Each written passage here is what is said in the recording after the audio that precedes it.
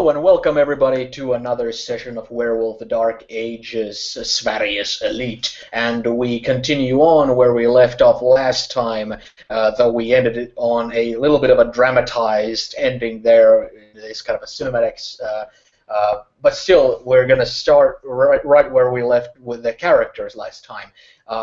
You had just witnessed the burning skeleton deliver its macabre message to you and evaporate into dust before your eyes, leaving behind this wet rag-looking cloak that felt like, moist, sticky, almost like, flayed skin or something of that sort into your hands, and leaving this ominous air of this kind of thunder sounding in the distance. But you're still inside the penumbra, and inside the penumbra, of course, the town of Bildemark in front of your eyes is, of course, as human constructs as these buildings are, covered in patterned web and patterned spiders. So it's kind of a place where like a werewolf who's like a child of Gaia, is not like that as much at home as they would be somewhere like in your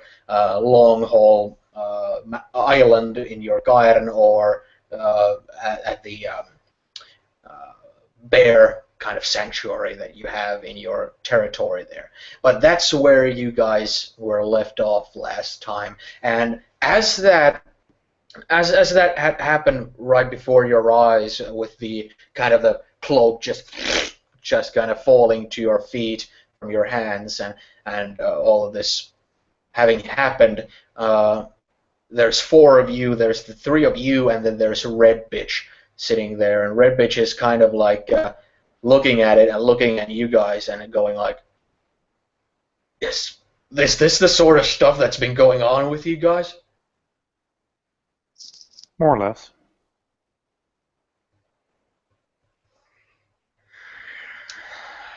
Okay. Not to sound too overly dramatic or anything, but as I said about keeping this as an internal affair, we probably should center our pack and kind of call in a meeting, if you ask me. I think maybe going to see the bear and having everybody come there if we let out a howl or something of that sort might be best to fill everybody in, but still keep it out of the radar of the elders. We'd best not alert them to anything having to do with crossing the Red Talon lines or anything like that.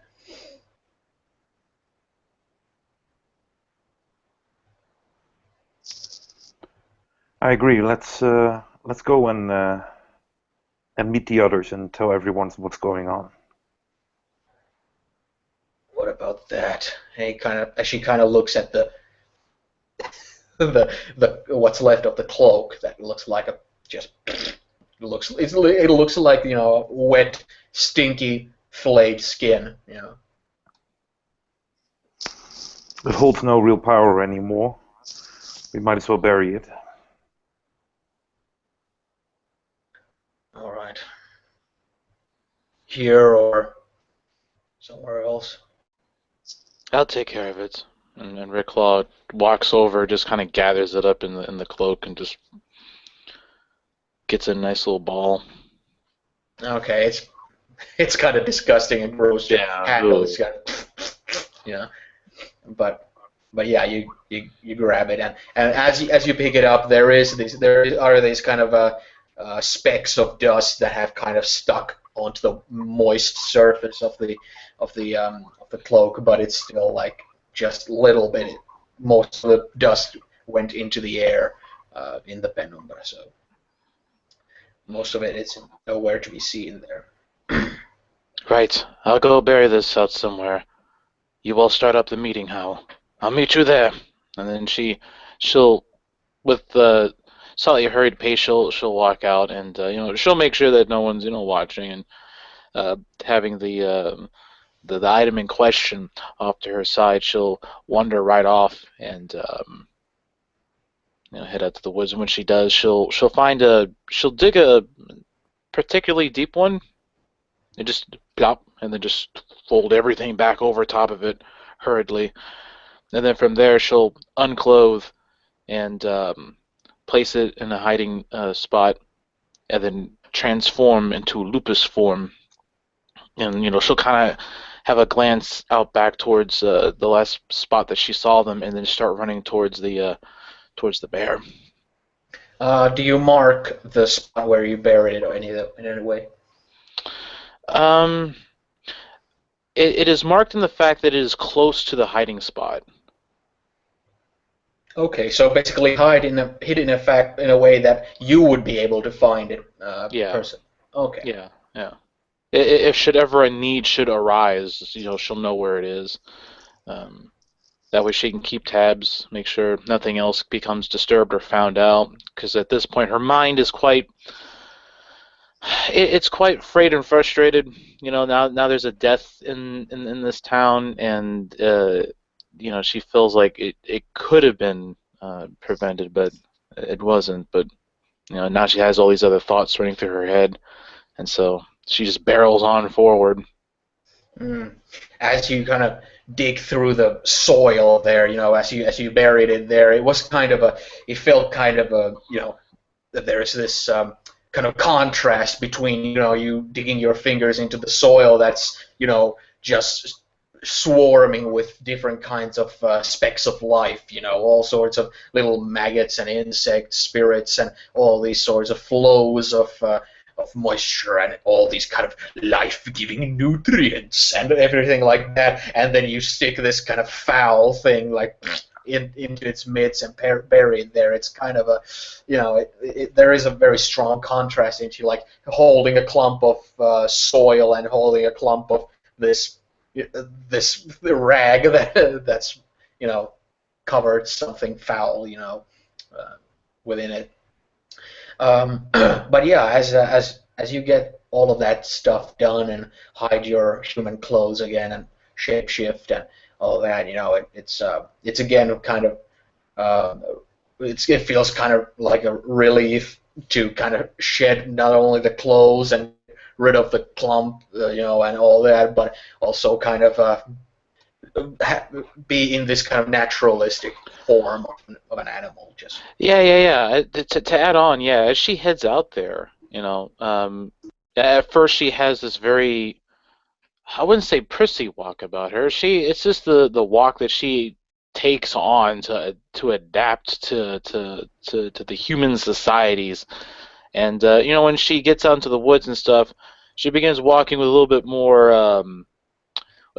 of like a warrior stride, to put it. Her gaits are much longer, and she's sort of like slightly flexing as she moves and stuff. And then, noticing that no one's looking, the robe comes off, and as you said before, she feels this relief that she's no longer bound, because being in the clothing and stuff, it's like a prison almost in a way. I have to put on a mask and pretend to be something that she is not, and after that, after putting it away, it's just relief that washes over her, and she relishes. And when she transforms, it's slow. She's not speeding this up at all. She's enjoying the different forms blessed upon her by Gaia as she reverts into her true self, that of the Garou. And she might just sit there for a moment, shaking her mane and head about before leaping off into the woods and distance, maybe playing around a little bit. Even though she's V-lining straight towards that area, she's probably like whizzing past trees and stuff and jumping over stumps and things like that. Yeah, all this wildlife just whizzing in front of you as you run through the woods in your like animal form and all this, heading straight towards the sanctuary, the clearing in the woods where you have this little altar of sorts for the bear spirit there, where you always tend to come and meditate and have communion with the emissary of your totem spirit, the bear. And as you're heading that way, Red Bitch, Curious Mind, and One Fang are on their way as well. But since you didn't have to take any detours, is there anything you guys want to do or say or anything like that while you're on the way there? One Fang, in general, he doesn't really speak or say anything. He'll just follow along. Obviously, he's still caught up in his own thoughts of everything that's happened in the past day. Basically, he'll transform. If they form into lupus form, he'll transform into lupus form and follow behind them. Maybe with a couple looks back towards the town, but he doesn't even tell. Yeah, he never. He doesn't let anyone know that he's leaving or anything. He just goes. Okay. What about Curious Mind? She'll probably give out a howl once they're somewhat away from the village to call the pack together. Okay. Do you specify what kind of things do you specify in the howl? Of course, the howl is already in itself kind of simplistic, but do you mention anything specific in that other than gather and the location, of course, where we need to gather, and I make sure that they are aware that it's important. okay. Well, as the three of you are walking towards there or running towards there, and Curious Mind lets out the howl. It's again like you've spent a lot of time again in the human town, and again like going back to the animalistic communication of howling and turning into a lupus form and all that. It's like a total tonal shift from having to walk on your hind legs and speak in a human language and all that. So it's you're all kind of getting back into your nature forms and all that. The howl rips out and goes and travels through the skies as you make your way, and you hear all these kind of birds leap off of the tops of trees as you let out these howls.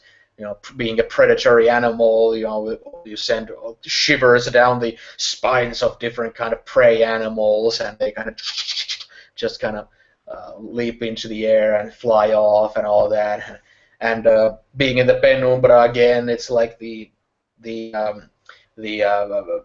all the little things that you feel in there with the air, with the gravity, with everything of that sort, what the soil feels like, what the air feels like, what the senses feel like, all that being quantified with all that going on. You guys head towards that clearing in your territory, and as you start to arrive there, before you even arrive at the edge of the trees, you already hear this strange drumming. Of course, when it's drumming, it can be only one person who's doing that in your territory, but you still make it out, and it's kind of you're kind of used to hearing dusk-like drumming, these very intense taiko style, drumming sequences in set moods and stuff like that. But he's kind of, this sounds something that to your ears doesn't even have any rhythm. It's some kind of acid fusion jazz stuff, So it's like it's to your medieval ears, it's just rubbish. But yeah, as you arrive to the clearing there, you see that as you arrive, there is this kind of, it's like a downhill.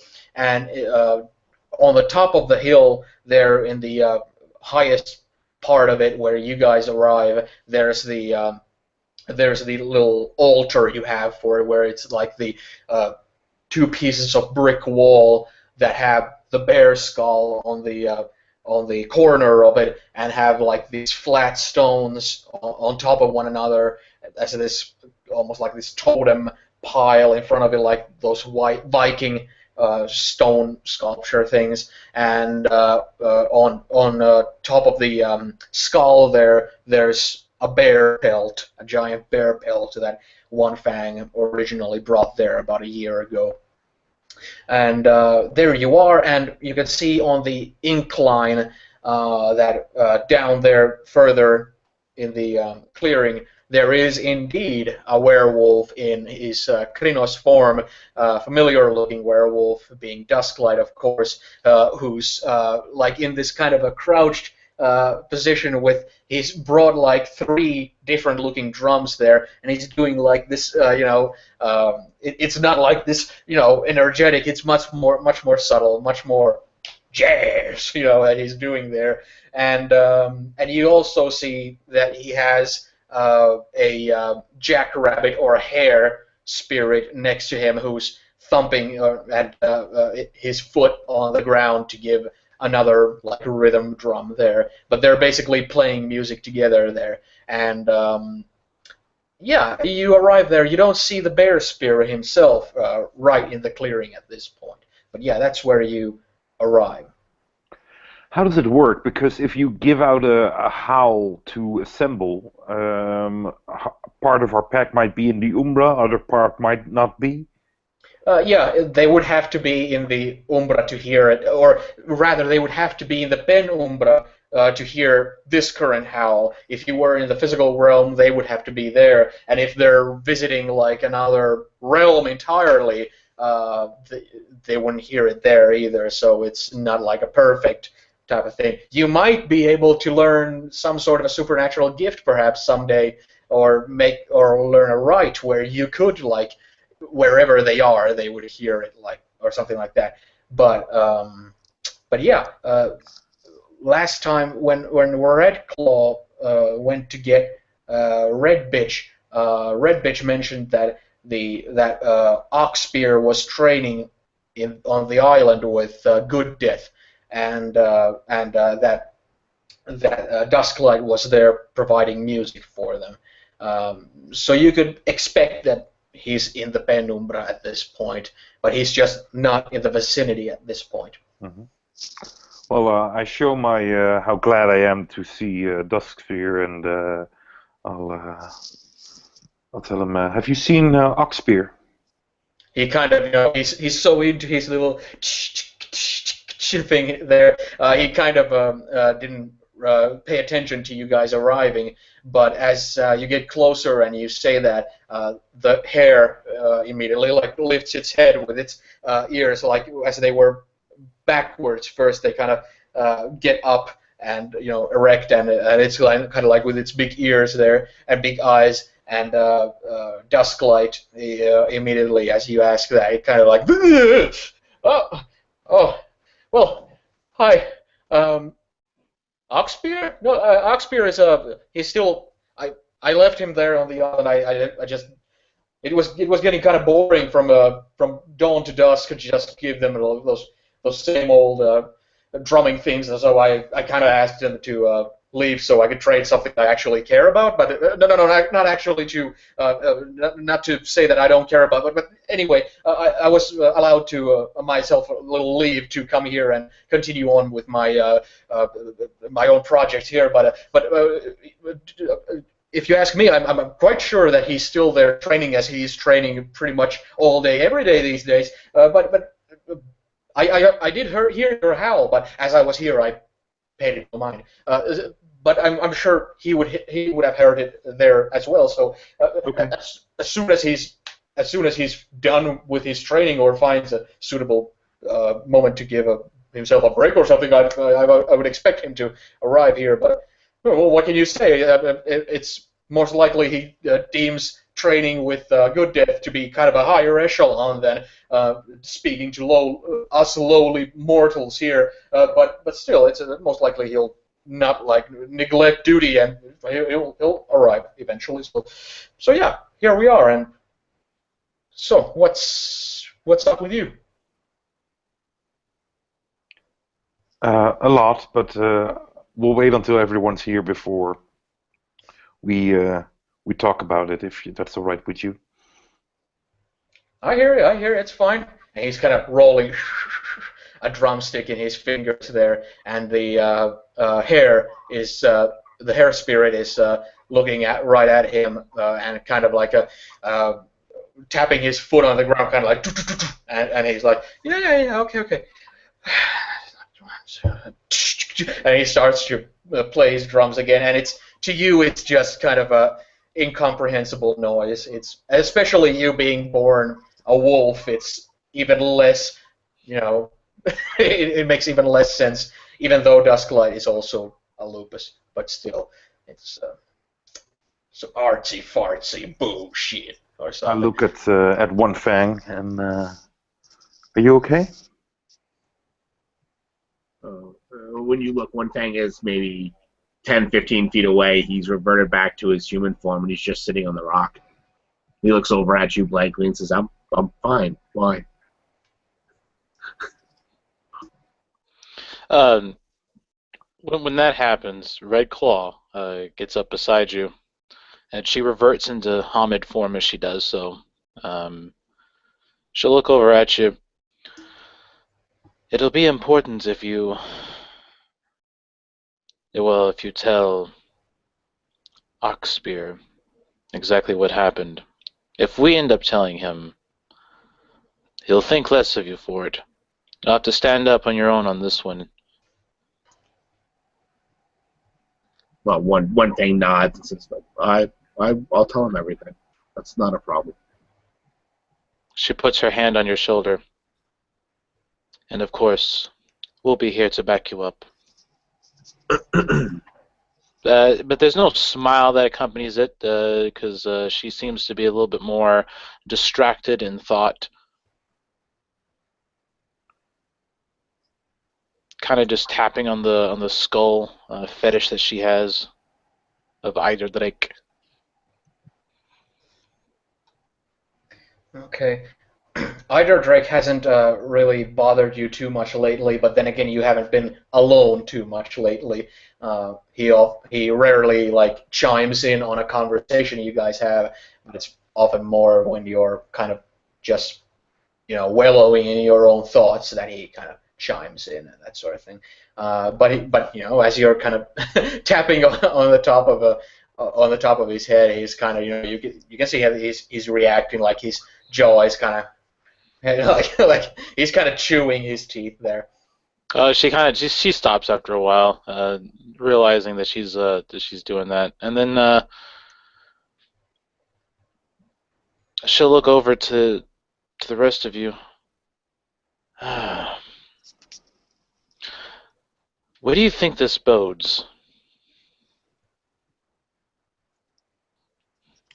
Curious Mind is meanwhile laid down somewhere against the wall, and we're kind of like resting her head on her paws and then looking up like, what? What this bodes? What do you think this bodes? I don't think it bodes them a lot of good.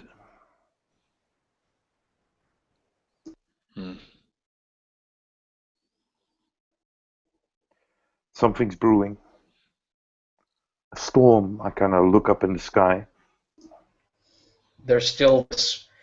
It's been a long while since you have heard an actual like thunder sound in the sky, as you clearly heard when the skeleton evaporated into dust. But you still like feel like there's this looming something there in the distance, kind of akin to storm. And I don't wish to force you, One Fang, but I think it is important that you speak to your uncle soon.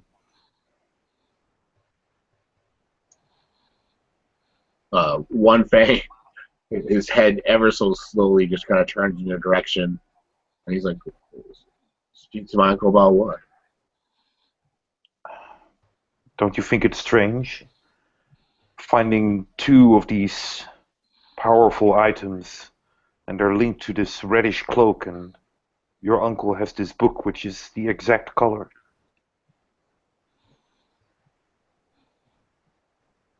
There are many books of different colors and bindings. He's like, I'm not sure that necessarily means that book is evil. Well, I'm not saying that it is evil, but it might hold information that we could use. Your uncle is strange. The fact that he immediately looked directly at me while I was hidden in the woods, in the tree. There's something about him. That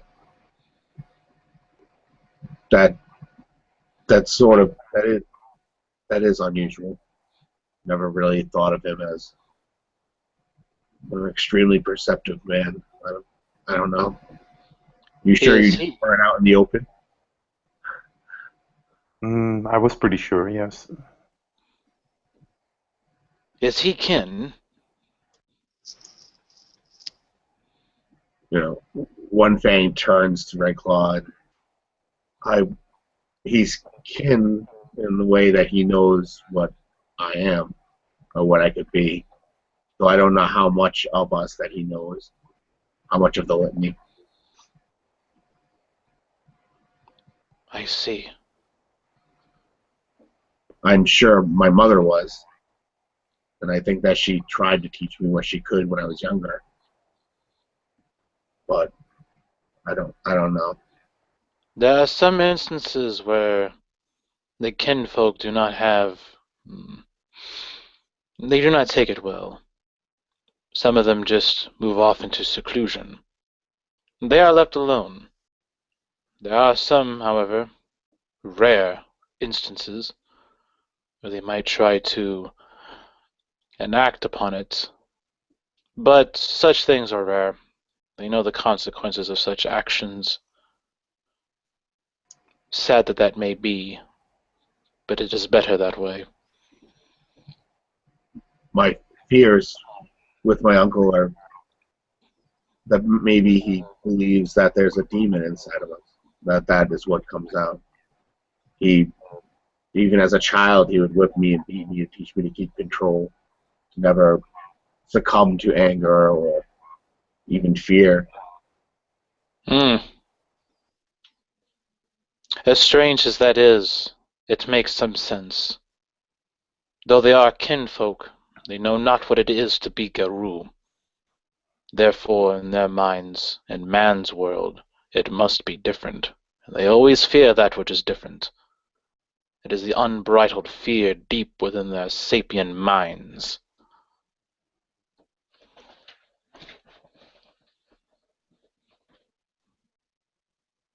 As you guys just kind of hang out there and wait and just talk about all these things, it kind of out of nowhere kind of catches everybody off guard as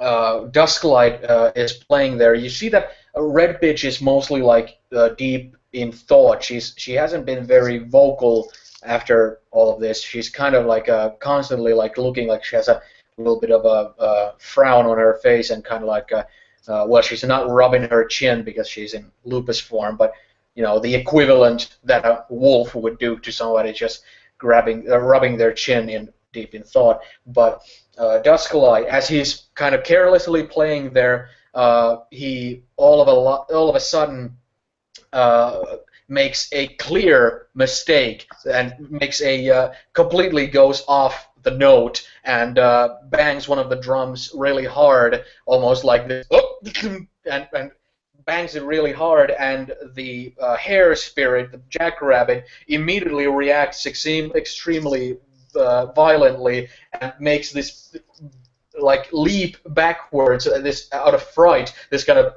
you just hear this scream of like as it like jumps into like what would I say? Jumps like 20 feet into the air, making a somersault in the air, and you just see this rabbit basically just fly through the air, and it lands on top of Curious Mind, who's just laying there minding her business, waiting. And Curious Mind feels on top of her as you're laying there, resting your head on your paws. You feel a hare spirit land from the air on top of you as you're laying there, and it immediately like that immediately starts to run in a kind of a sphere, and every once in a while like bounce out of like a or almost like an instinct, like just speeding, just leaping in the air and just kind of freaking out and screaming, "That was out of tune! That was completely out of..." Just leaping in there, and you see that Dusklight is kind of taken aback and also looks a little bit, tired. He looks like he's been drumming like 24/7 for a couple of days now, and yeah, to curious mind, something that does kind of, it not only takes you aback to have, a hair spirit just land on top of you, but also it's kind of you see that when the rabbit leaped into the air, from your perspective, laying on the ground, it looks like from that perspective, it looks like it basically leaped as high as the treetops that you've been climbing lately, and it's almost like this. It's almost like this kind of a switch that goes in your brain. This kind of a thought that it automatically like inspires that there's a spirit out there who has those kind of talents, So possibilities are endless, or something. I indeed kind of get up, even though I'm somewhat tired from this extremely long day without a complete full rest. I kind of look at the hair spirit as he darts around and say, "Excuse, excuse me."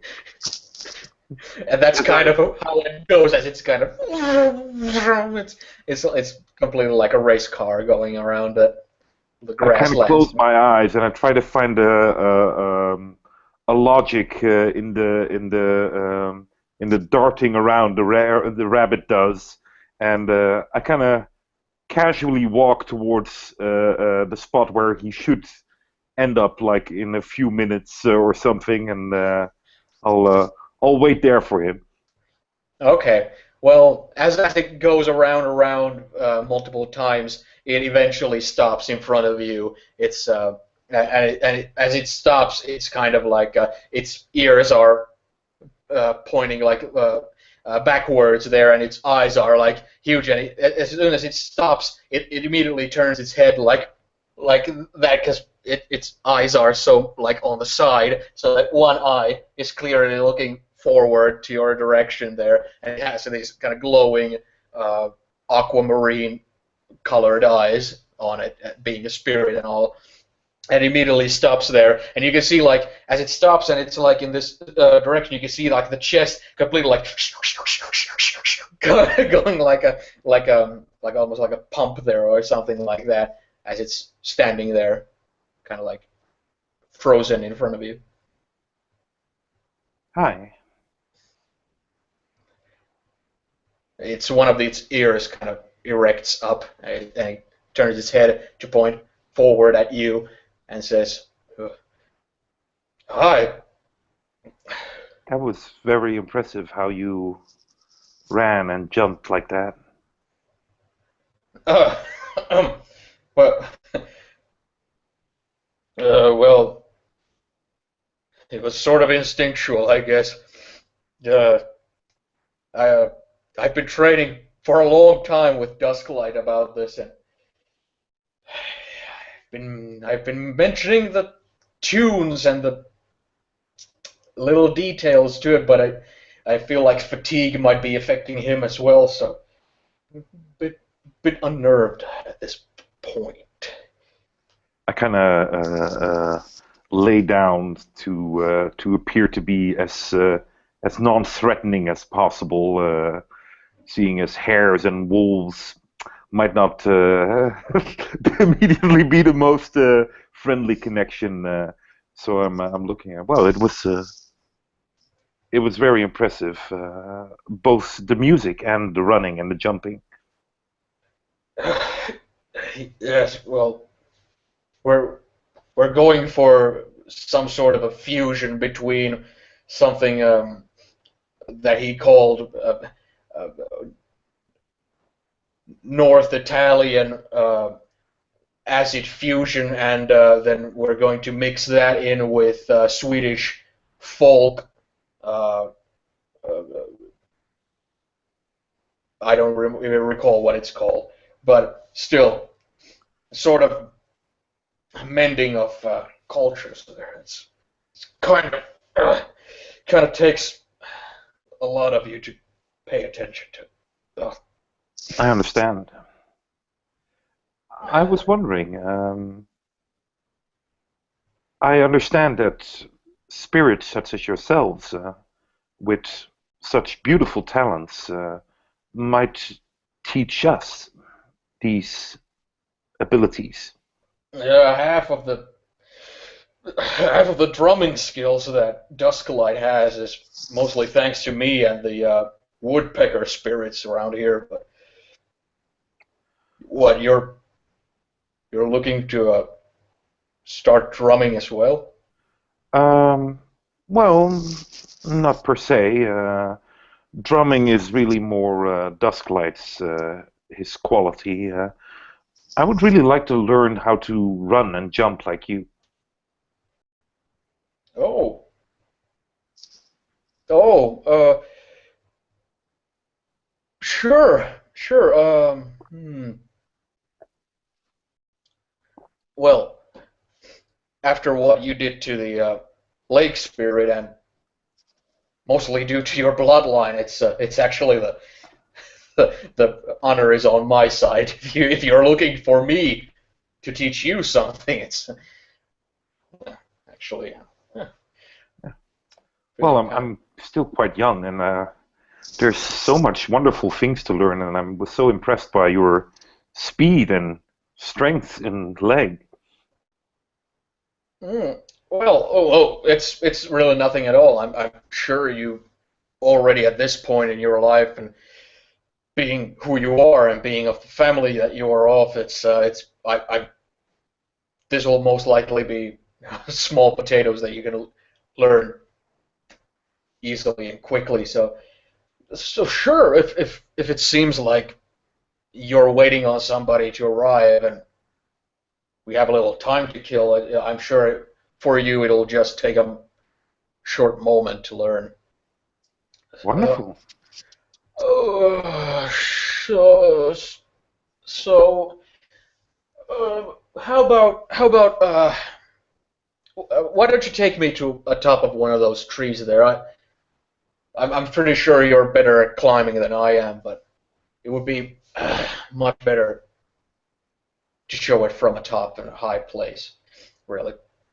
I look up as you wish. Sure. I I change into probably Krenos form because that's the easiest way to climb. Unless the tree is too fragile for that huge shape to hold. No, you've climbed all those trees with the bear in Klinos form before, so it's There you go. So I offer my hand and shall I carry you? yeah. Come, pick me up. I carefully pick him up and How do you pick it up? probably hold it like in my arm so we can sit on it, and I'll start climbing. Okay. It at first it's kind of like because it speaks to you, it's kind of funny, but as you pick it up, it's again like in this kind of a animal, like curled up a little bit, and its ears are erect, and its nose is constantly going like a rabbit nose, and and its eyes are constantly like super sharply looking around and all that. But as you pick it up and go, there's a whole lot of trees there. Do you pick any specific tree or anything like that? A high one. There's that one tree that's a lot higher than the others that you've climbed with the bear when you. That's the one I pick. All right.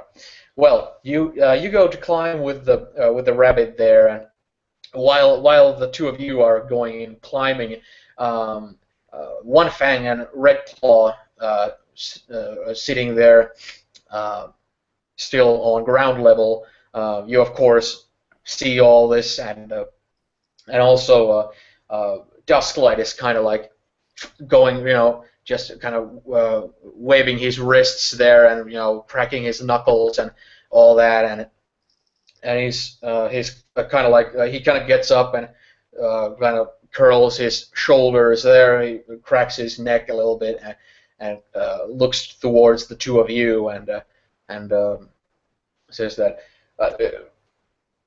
Well, Curious Mind did mention that you're going to mention what this entire meeting is about once everybody's here, but everybody seems to be on one level or another on some sort of I don't know, internal crisis or whatnot. It's everybody seems to be a bit unhinged, if you ask me.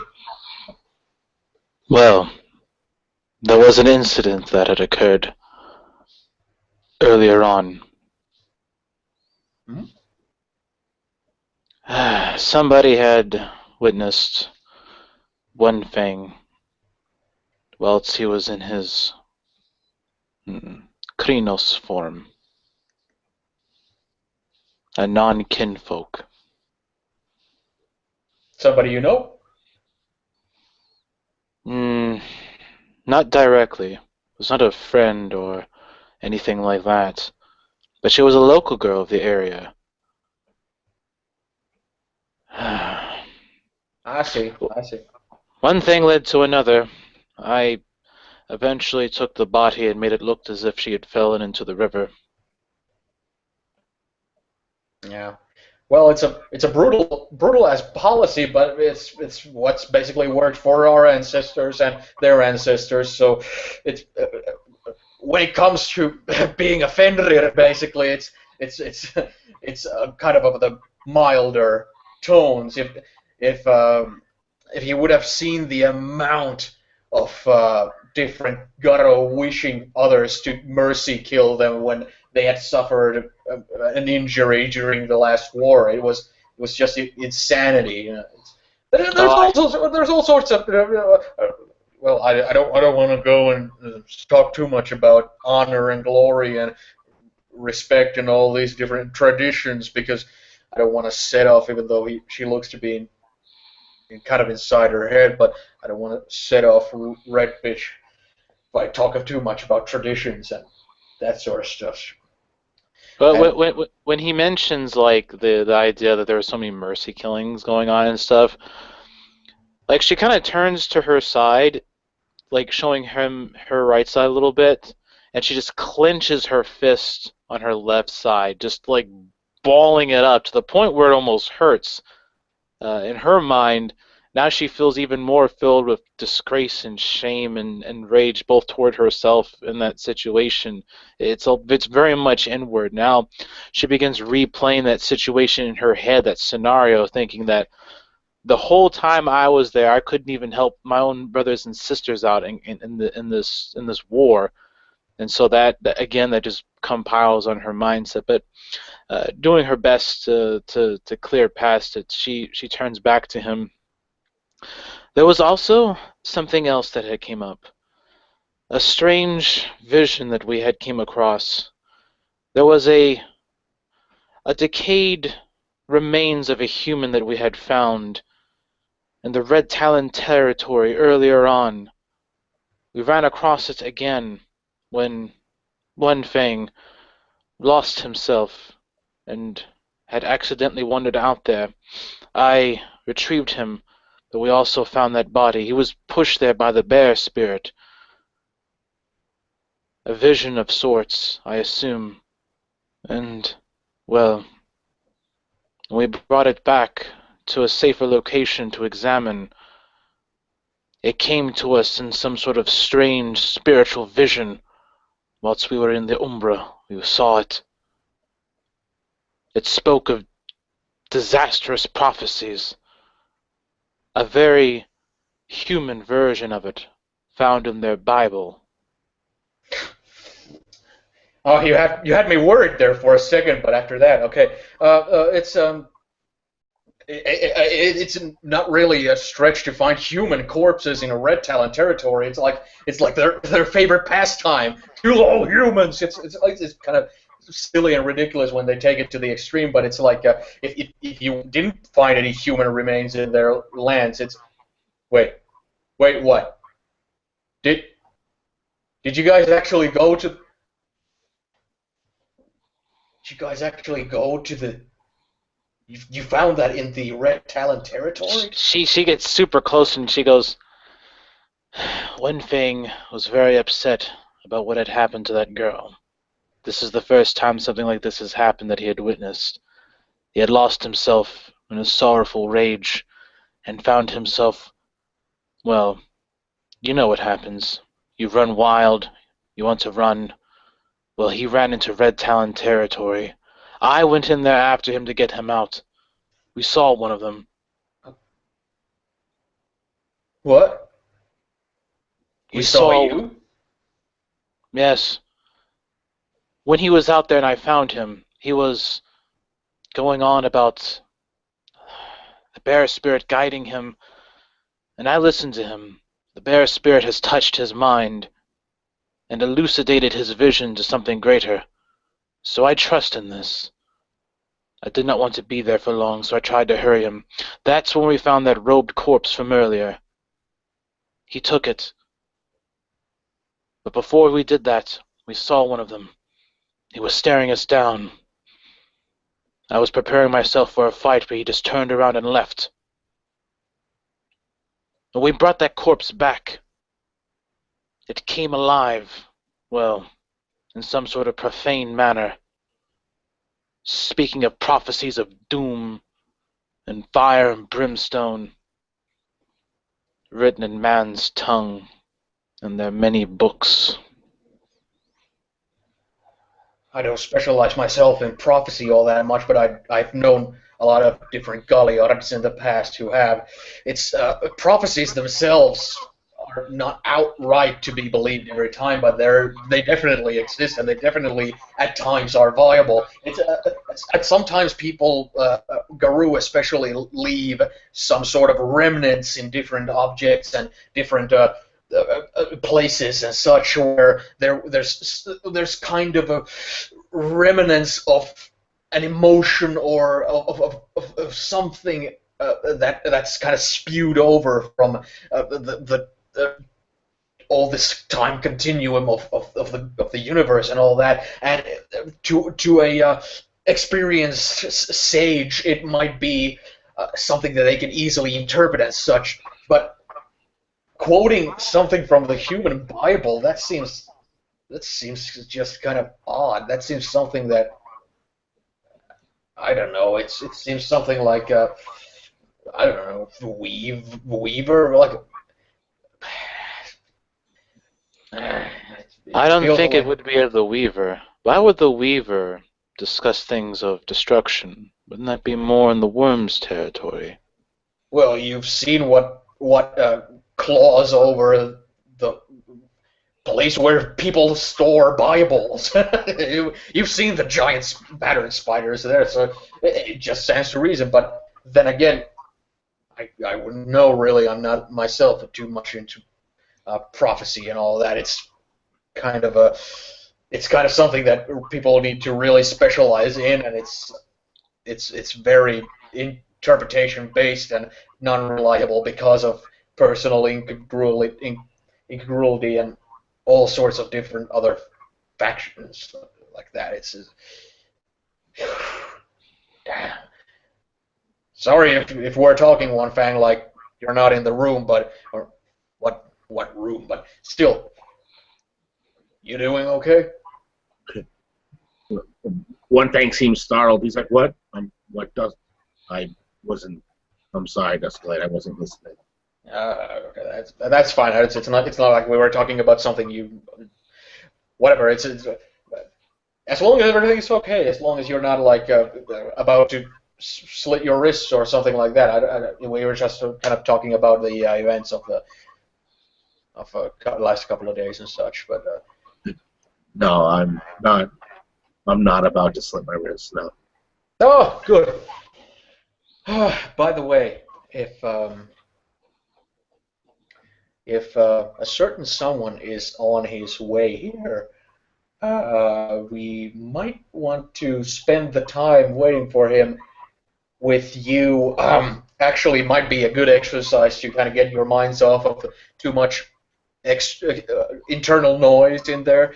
I've actually been working on a piece that I really would like you guys to help me with.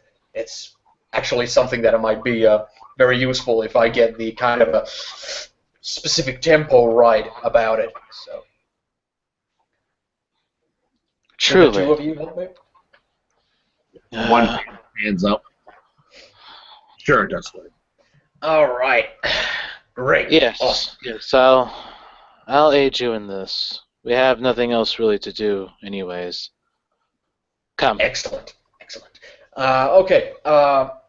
Well, what I want you guys to do for me is, and meanwhile, in the back at the tree, Curious Mind is climbing up the tree with the hair spirit there in your arm, and as you're kind of climbing there, you see kind of shorter tree tops, kind of going down, and as you're climbing upwards and upwards, and the hair is kind of stiff there in your arm, and at one point you see that there's a squirrel sitting on one of the branches there with its back turned against you, and as you kind of climb upwards, and the hair comes like this close to the squirrel. It kind of looks at it, and you can see the spring in its foot just kind of. It just kind of gives this Bruce Lee kick to the squirrel's back, and you can just see the squirrel kind of like just fly off of the branch there, and just like you can see like it getting smaller and smaller and just disappearing into the midst of the treetops there. You just hear this as it lands there. What was that for? Sorry, I just got spooked. Okay.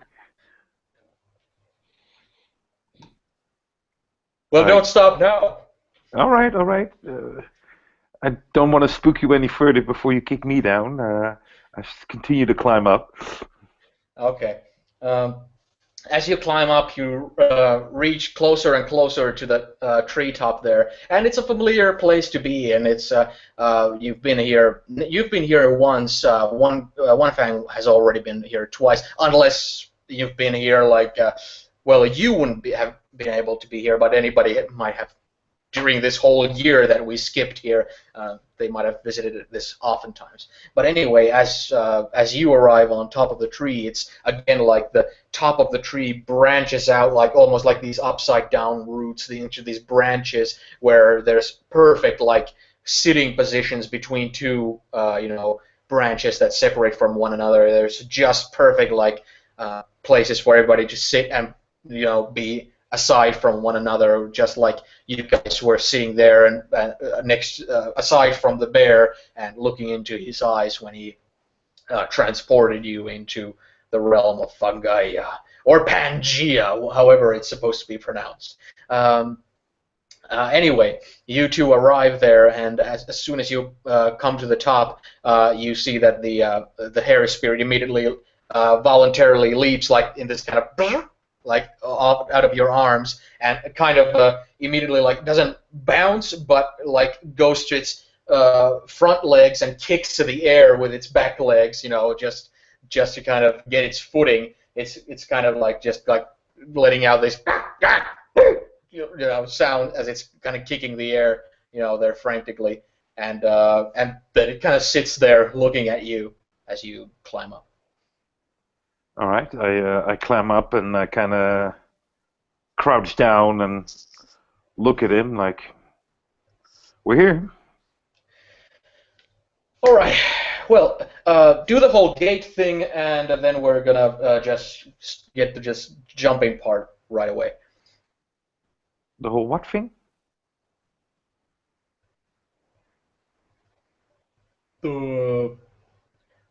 Oh, wait. You haven't been taught about. Oh, okay. Hmm. Okay. Let's see. Well, I want you to acknowledge your 3 gates. I want you to repeat after me. Repeat after me. Gate. Gate. Gate. Gate. Gate. Gate. Paragate. Paragate. Parasumgate. Parasumgate. Bodhiswa. Bodhiswa. Acknowledge the gate of the intellect. Acknowledge the gate of the heart. Acknowledge the gate of the sex. Acknowledge the paragate of your depths. And Bodhiswa, the enlightenment.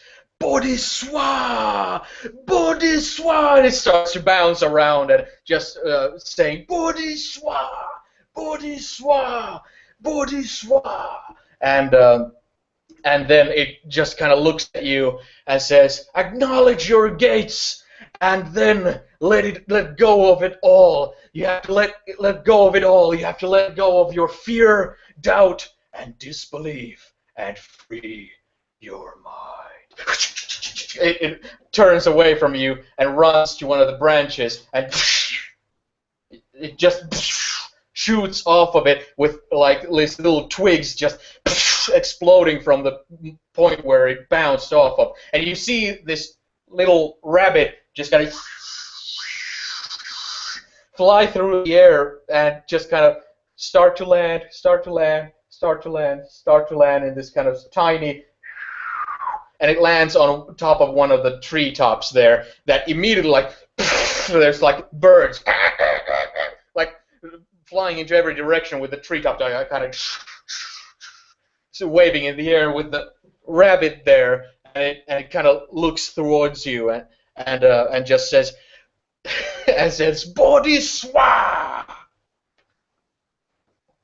I stand up and I look at all the different branches and height and different things going on in the tree, and my mind immediately starts to, well, how am I going to keep my footing, and how am I going to do this, and how am I going to do that, and then I just go like, Bodhiswa, and I start to jump up and down on the tree, kind of mimicking the rabbit, and Okay. after a while, starting to jump on the same tree, a smile starts to form on her face, and after a while, I jump. Okay. I will have you do a willpower roll to see how well how well this is sunk into you. Let's see. I've got a willpower of 4.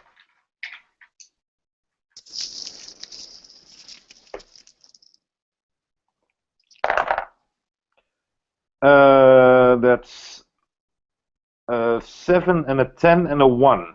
So does the 1 cancel the 10 or the 7? The 7, the 10 still explodes. There you go. That's 2 successes. Okay. Well, as you leap off, you see that you do have more spring on your step than before, but it is kind of like this, you're in the air. You kind of feel like you jumped maybe like 2 meters into the air, but you're still like in the air, kind of like you notice like, oh yeah, that's right, I jumped off of the tallest tree in the forest, and it's like these spears of treetops there, below you as you're kind of falling through the sky, and yeah, now I'm going to have you do a dexterity plus a well. Let's just have a dexterity roll on its own. No. Okay. Yeah. 2 successes. Okay. Well, as you start to fall down, you can already feel like leaping off. It's like the physics already like try to want to tilt you to go like falling on like half face downwards, but with 2 successes, you're able to, like, during the whole drop, kind of get a hold of your own body and that sort of thing, and you see like, okay, there's a treetop, like you can like position yourself so that it doesn't like impale you, so that you can like fall down, but it's nowhere near as far as how far the hair spirit managed to leap. So yeah, there you are falling, from the sky with the tall pine tree there, It's coming. called falling in style. So once I grab the tree, I start to climb up again to the top. Okay, but we'll have a strength test as you grab hold of the tree still. So only strength at this point. Well, luckily I'm in Krinos form, so that's a lot higher. 1, 2, 3, 4 successes. 4 successes. Okay. Well, as you grab a hold of the tree, as you're, it could have easily gotten to the point where you would have just fallen from one branch to one branch until you would have hit the ground. But as you have 4 successes, you're pretty soon, as you kind of grab onto it, you kind of like they're just,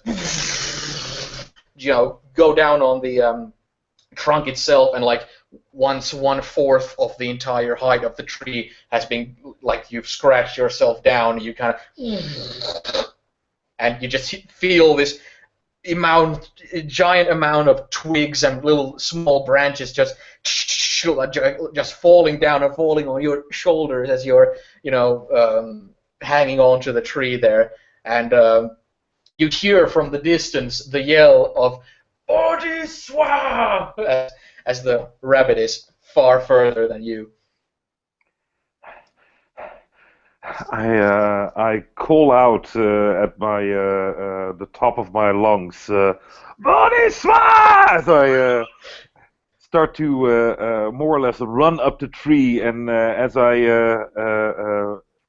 reach the like bouncy part, I again jump in the direction where the rabbit is going, or the hare is going.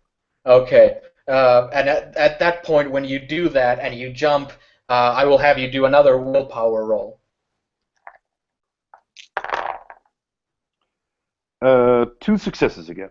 Okay, so basically, as you go to the top of the tree and it goes to bend forward on your weight, and then you spring off of it, it's like the two of you, as you spring forward, the rabbit in the distance springs not forward, but kind of to circle around to come back to you, and as you yell out the Bodhiswa, he also like Bodhiswa, and as you start to leap further and further, it kind of, during the time that you've been leaping from one treetop, now it's safer because they're all kind of the same height.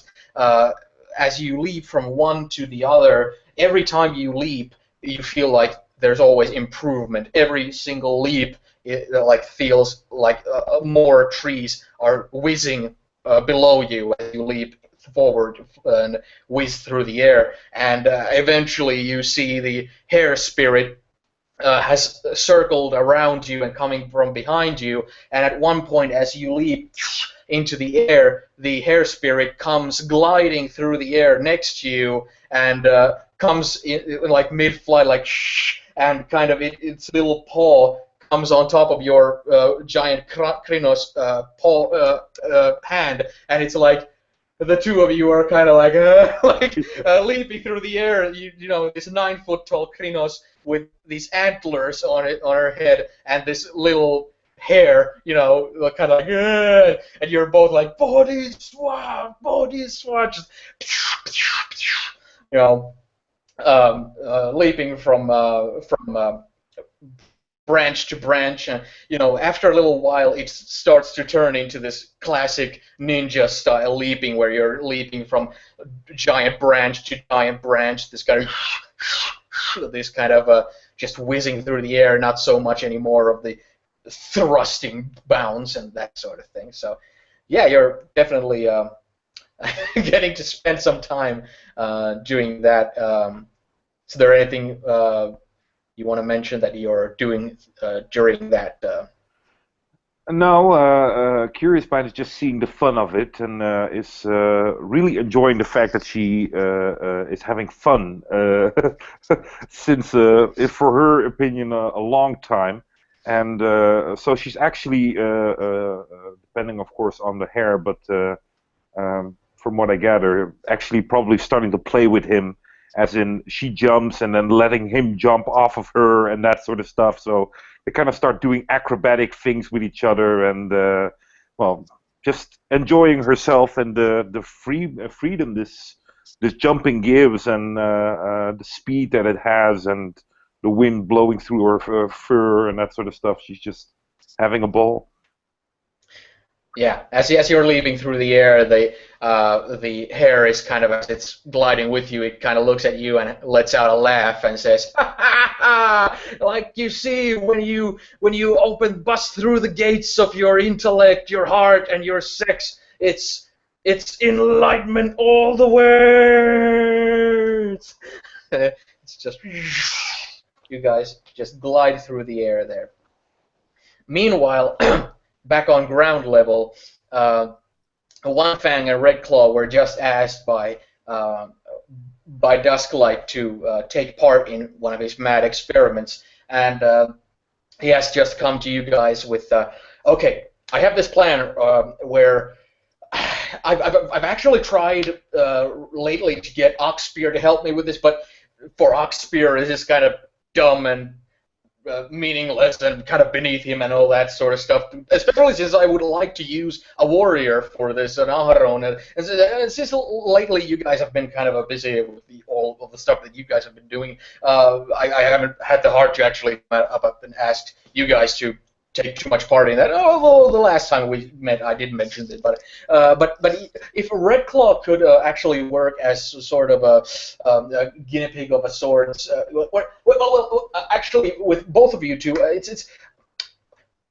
what I'm planning, what I've been working on, what I've been musing and developing is a battle song.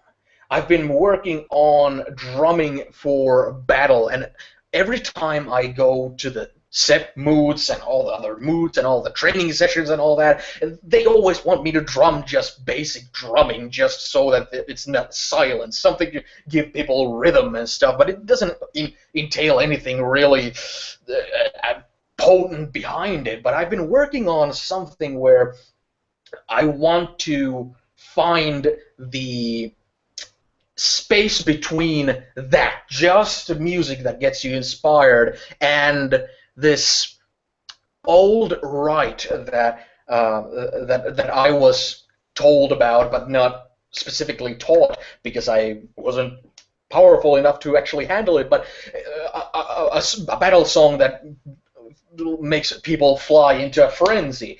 I've been trying to discover like the middle ground of that. I've been trying to work out a actual like battle theme and battle song through my drumming, where I would be able to inspire actual increase of strength, actual increase of vitality and of battle lust and all that, with keeping all the faculties in here contained, where basically I would need you to...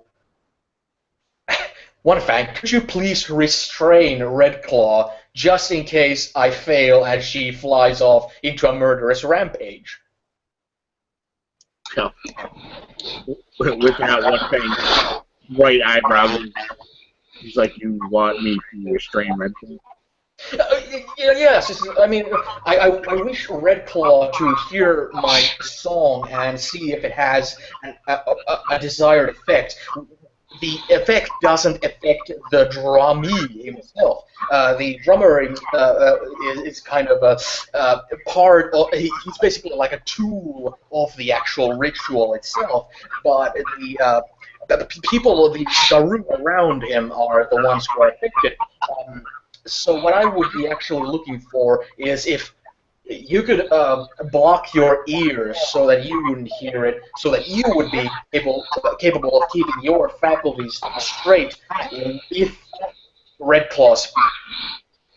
mind couldn't handle it and would just fly into a frenzy if I don't have the right concoction going on with this ritual here. I would actually need you to kind of grab her arms behind her back or something of that sort. You're a strong lad. I'm sure you can handle it. Oh, one claw looks at red claw. I mean, one pig looks at red claw. He's like, okay, I guess. Red Claw, she like has her eyebrow raised and like her hands are on her hips, and she's like, "Really? Get over here, One Fang." You're always free to decline the offer, but No. We'll go through with this. It's just seems interesting. One thing. If you're going to do this, and she starts showing you like how to like keep her restrained and stuff, and it's like, here, grab the arm here like this. No, harder with some firmness. Do it like you hate me. Come on. That's all I can't do anymore. That's all I got. That's all you have. I could change. Yes, but what if I change as well? You know what? Here, and like she'll just walk out and she'll like, let me think here. She'll grab like some vines and stuff, like some like loose, stringy foliage, and she'll like walk out with it. Yeah, bind me with this. At least provide some layers of protection. Right. So one Fang grabs the vines, looks at it doubtfully, and then wraps up her arms and ties her up, and then pulls in all the energy and tries to find that spot where he has love to draw on the power of emotion to transform into Krynos, and nothing happens. And he's just standing there, just staring at Red Claw. He's like, and then he does it again, and he just can't draw the anger, and it just makes him mad. And then he begins to transform, and then he kind of shifts between his forms into Krynos form. Okay.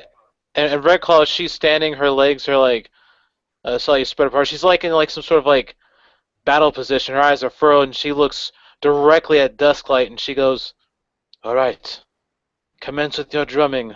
Let us see if you can coax me into a rage." And she smiles when she says that, encouraging him. Okay. What about One Fang? Would you also, if a Red Claw is restrained, you're with vines and twigs and stuff, you're ready to leap on her throat if she tries to leap on mine, right? Yeah, One Fang, looks at him slightly doubtfully in his huge Krynos form. He's like, I have her. And he kind of steps in front of her, facing her. Okay, good. But just in case that doesn't happen to you, we would best clog your ears somehow. Let's see, what can we have? Why not use honey? No. Stop pouring honey in my ear. Wax? Like, you'll actually just scoop up dirt, like clay off the ground, stuff it in there. Okay. Like, the honey, I don't think that's kind of appropriate. Yeah, I think that would be easy to dig out, Yeah. Yeah. Okay, but as you're kind of sticking dirt in to clog your ears, as soon as you're kind of like there, Red Claw, you have a lot of trouble keeping your nerve, because as soon as he takes his hands off of his ears, you can see that there's two thin, small roots poking directly into the into the sides out of his ears. There's dirt in his ear holes and roots sticking out of it, and he looks kind of Red Claw just like starts grabbing the dirt and kind of getting it out of your ears as she laughs, and then she'll get out a bunch of cloths, right, cotton-like materials, and then she'll start Do you stuffing have them in some? your. Well, yeah, I brung her. She brung her satchel. Okay. Yeah, she was just like take like small various cloths and stuff and start stuffing them in the ears, and then like take that and just wrap it around the head tightly. So he has like a bandana on his head. Infinite ammo. But yeah. Red cloth. Yeah. Yeah. Okay. Well, as that seems to be in order, and since Red Claw did put that, I guess your hands need to be tied after this. And as that's done, Dusklight kind of peeks from behind One Fang's shoulder, kind of, and gives a thumbs up that he's ready. And then he starts to kind of.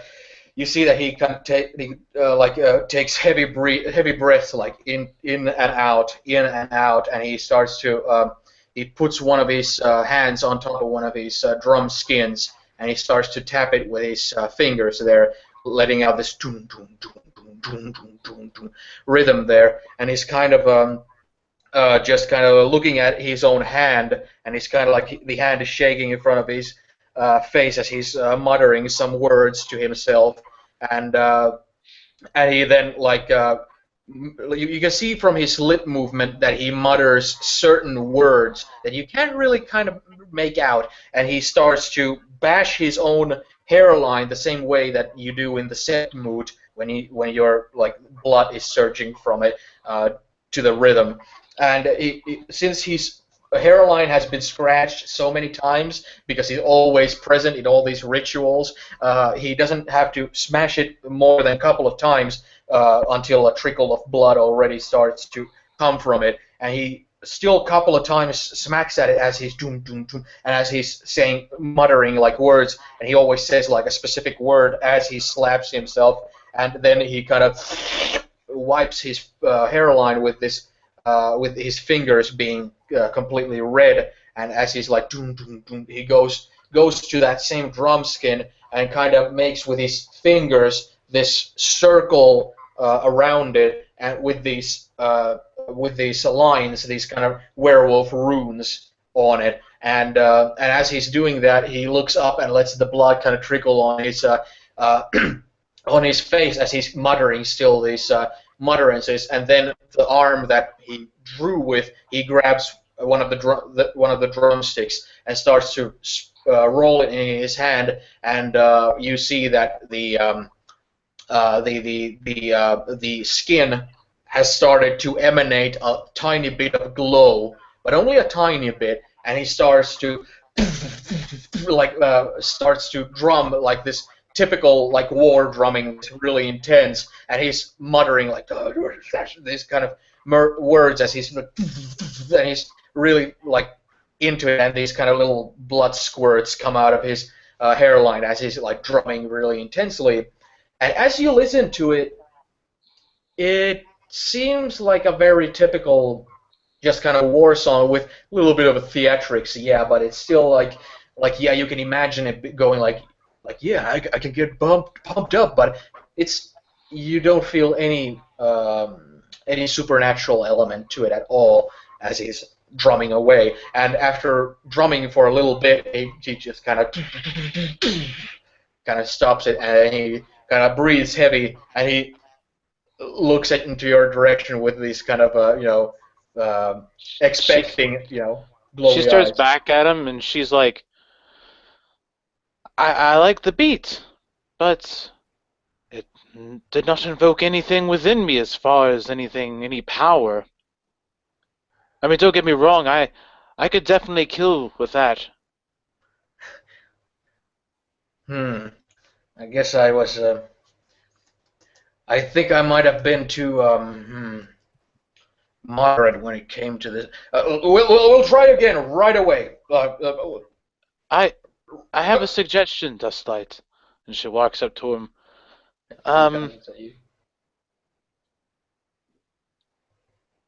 When you play these war drums, what are you thinking of? What is your state of mind? Uh, well, I'm trying to remember all the words. And automatically, I kind of remember them being drilled to me at a time. Why?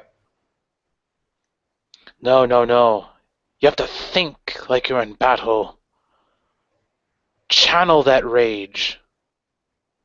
And she kind of puts her hands on his shoulders and she goes, imagine your loved ones around you. They're there, happy, serene. Now imagine them being slaughtered. All of them. Their heads splattered on the ground. Their furs being cut from their flesh, hung aside by grinning malice. Channel that. And put that in the song. Oh, And she gives him like a pat of encouragement, and then heads back, and then gives him the nod. well, as you And give him the pad, he's kind of like he acts like kind of a weightlifter, as he's kind of like, and you pat him like, okay, and he goes back to his drum set, and he kind of like does this very strong inhale, exhale, that just this kind of as he's kind of psyching himself up, and he's kind of like getting all these jolts and all that. And while that's happening, Redclaw looks at you, One Fang, and she nods and winks. One Fang very loudly is like, "Are we starting now?" Yes! I gave him some pointers! Be ready! And you hear Bodhiswa flying over you. but, but yeah, as you're about to give another go to this, you see that like a weightlifter or somebody, the Dusklight is like psyching himself up and really like flexing you. You see him his shoulders like rise really high, and he's like and really like getting into it, and really like sweat is like coming off his body as he's like really like pounding his chest and really like trying to really get into that. To address John's question, Redclaw, she's just standing in front of you at this point, and she's just like her legs are slightly spread, and like her fists are clenched, and she's, I guess, as a better mental image of it, imagine like Dragon Ball Z where they're about to power up, or they're just hunched over going, "Argh!" And she's like that. She's kind of preparing herself to like getting in the moment. Okay. Well, as Dusklight is about to start his drumming, you see that as he does this finger tapping thing again, this time as opposed to muttering words, he looks up in the air and starts to yell them out, and they're complete like gibberish to you unless you spot out any specific word here and there that reminds you like a name of a. You spot Helios here and there, and you spot Luna here and there, and Fenris here and there, and all these different terms, but it's like inside this jargon of ritual here, and it sounds very much like those Polynesian war haka dances, as he's like looking up and yelling on top of his throat these kind of these kind of things, and he's like stomping rhythm with one of his feet, and as he's pounding on the skin, he starts to claw his hairline with his Krynos claws, and this crimson mask forms on him as blood just trickles down, and he's just and he just wipes his entire face and draws with not his finger, with his entire paw on the same runes on the drum skin, and then when he grabs the drumstick and just starts twirling it, there's this almost like this buzzsaw blade of blood trickling in the air, like as he's spinning it, and as these words are coming out of his mouth and he starts to drum, the drumming sounds pretty much the same, but you see, just like you used the Dragon Ball analogy there, as he's drumming, you see that his hair start to erect on his body.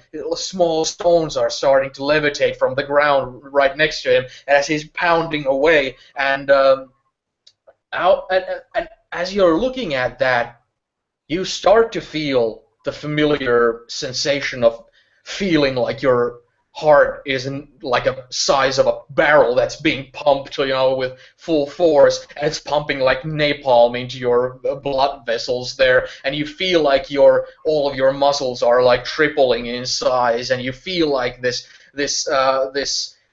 tightness, this immense pain of your muscles being so tight that you just need to go and squeeze and tear into things, and you feel like instinctually your lips curling up, revealing all of your gums and teeth, and you feel like your eyes getting pushed to squinting positions as you're kind of getting into that. And like the veins on her head start to show up, and like they just start bulging out amongst all of her visible body as she does this, and she starts getting into that haka as well. She starts stomping her feet onto the ground.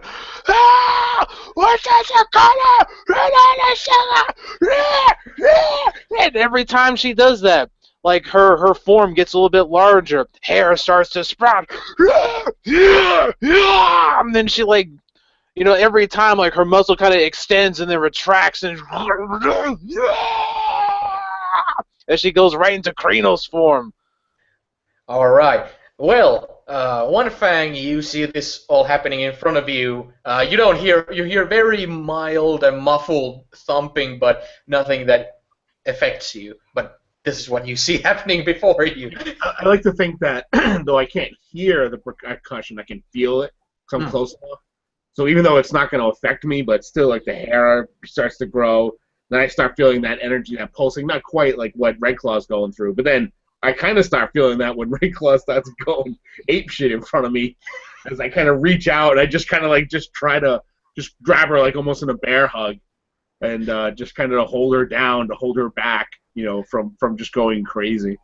Okay, well, as this happens, Red Claw, you feel like inside your head, it's like grabbing a hold of you. It's like the rhythm. It's like wanting you to. It's very much like having an attack dog, and you're like enticing it. This kind of like we're gonna get it, and before releasing the leash, and it's like you have all of your you can't say really that you have all of your self-control, but you have all of your faculties. You're not falling into a frenzy yet, but once another giant monster comes and grips you into a tight bear hug, that's when the floodgates kind of burst. That's when you don't fall into a frenzy, but it's like there's nothing in the world you would enjoy more than a little wrestling, at least. It's like completely like you're engulfed in this sort of battle craze. So what happens is when One Fang wraps his arms around in that embrace, her eyes start to widen, and if there was ever a wolfy grimace, that she would have that right on her face with her teeth all snarled back. Yeah! And now suddenly, One Fang, you feel her hands upon your shoulders, and then over your head, and then boom! Throws you judo throw style over her shoulder, and you become on the ground. Sucker! But yeah, it's And then she's standing over top of you when she does it, goes, like bits of saliva and white foam just kind of flop out, and she's still doing that hawk over top of you. If One Fan wants to resist being judo thrown or anything, it's you're going to interject, but yeah, it's turning into a wrestling match for sure. Yeah, I mean, I guess he would actually try because he doesn't want to let her go after Dusklight, so he would have to try. Yeah. Okay, competitive strength rolls then. Remember that you're in Krynos form, so add the strength that comes with that.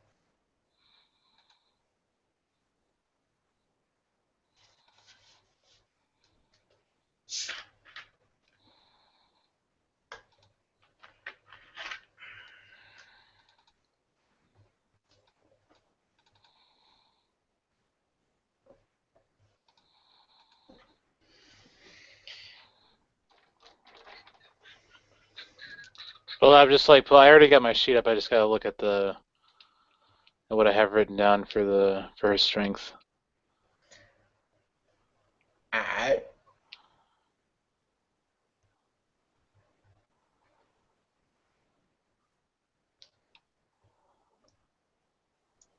So I end up with 3 successes. Okay, I'll wait. Just straight strength, right? Yeah, nothing else. All right, there we go. Just the amount of rolling. That was 8 dice I had to roll. Yeah. Okay, so it's 7 and up. 6 and up. Oh, 6 and up. Oh, okay. Well, in that case, that's 1, 2, 3, and that's 1 botch on that one, so that counts as 1. So I got 2 successes out of that. Okay. Wait a minute, John. Did you get 3? I actually did 9 or higher, so I actually have 4 successes. 9 or higher? Yeah. Oh, I was expecting 6 or higher. Yeah. Well, I went back and just checked. Yeah, it's 6.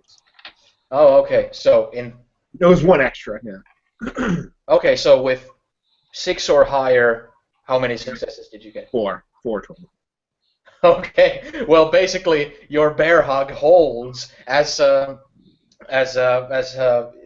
though Phil described already the aftermath. Well, what happens is this: she does it, and she like almost gets him over, but then like one thing kind of he keeps that hold, he squeezes a little bit tight, and she falls back a little bit, and now she is still within the embrace.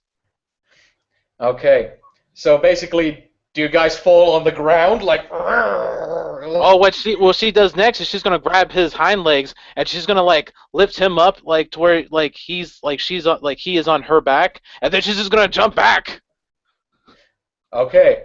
What about One Fang? Are you gonna like going to toughen it out with or are you just gonna? You know what? I mean, all he wants to do is restrain her, and he wants to end up on the ground. That way, she can't just keep leaping around. He's not afraid of her hurting him, as he doesn't think the ground can harm him. So he'll just brace himself completely and just squeeze her as tight as he can. And as he's doing it, he's remembering that he has the power of the bear inside him, and draws on that extra surge of strength to squeeze her even tighter now.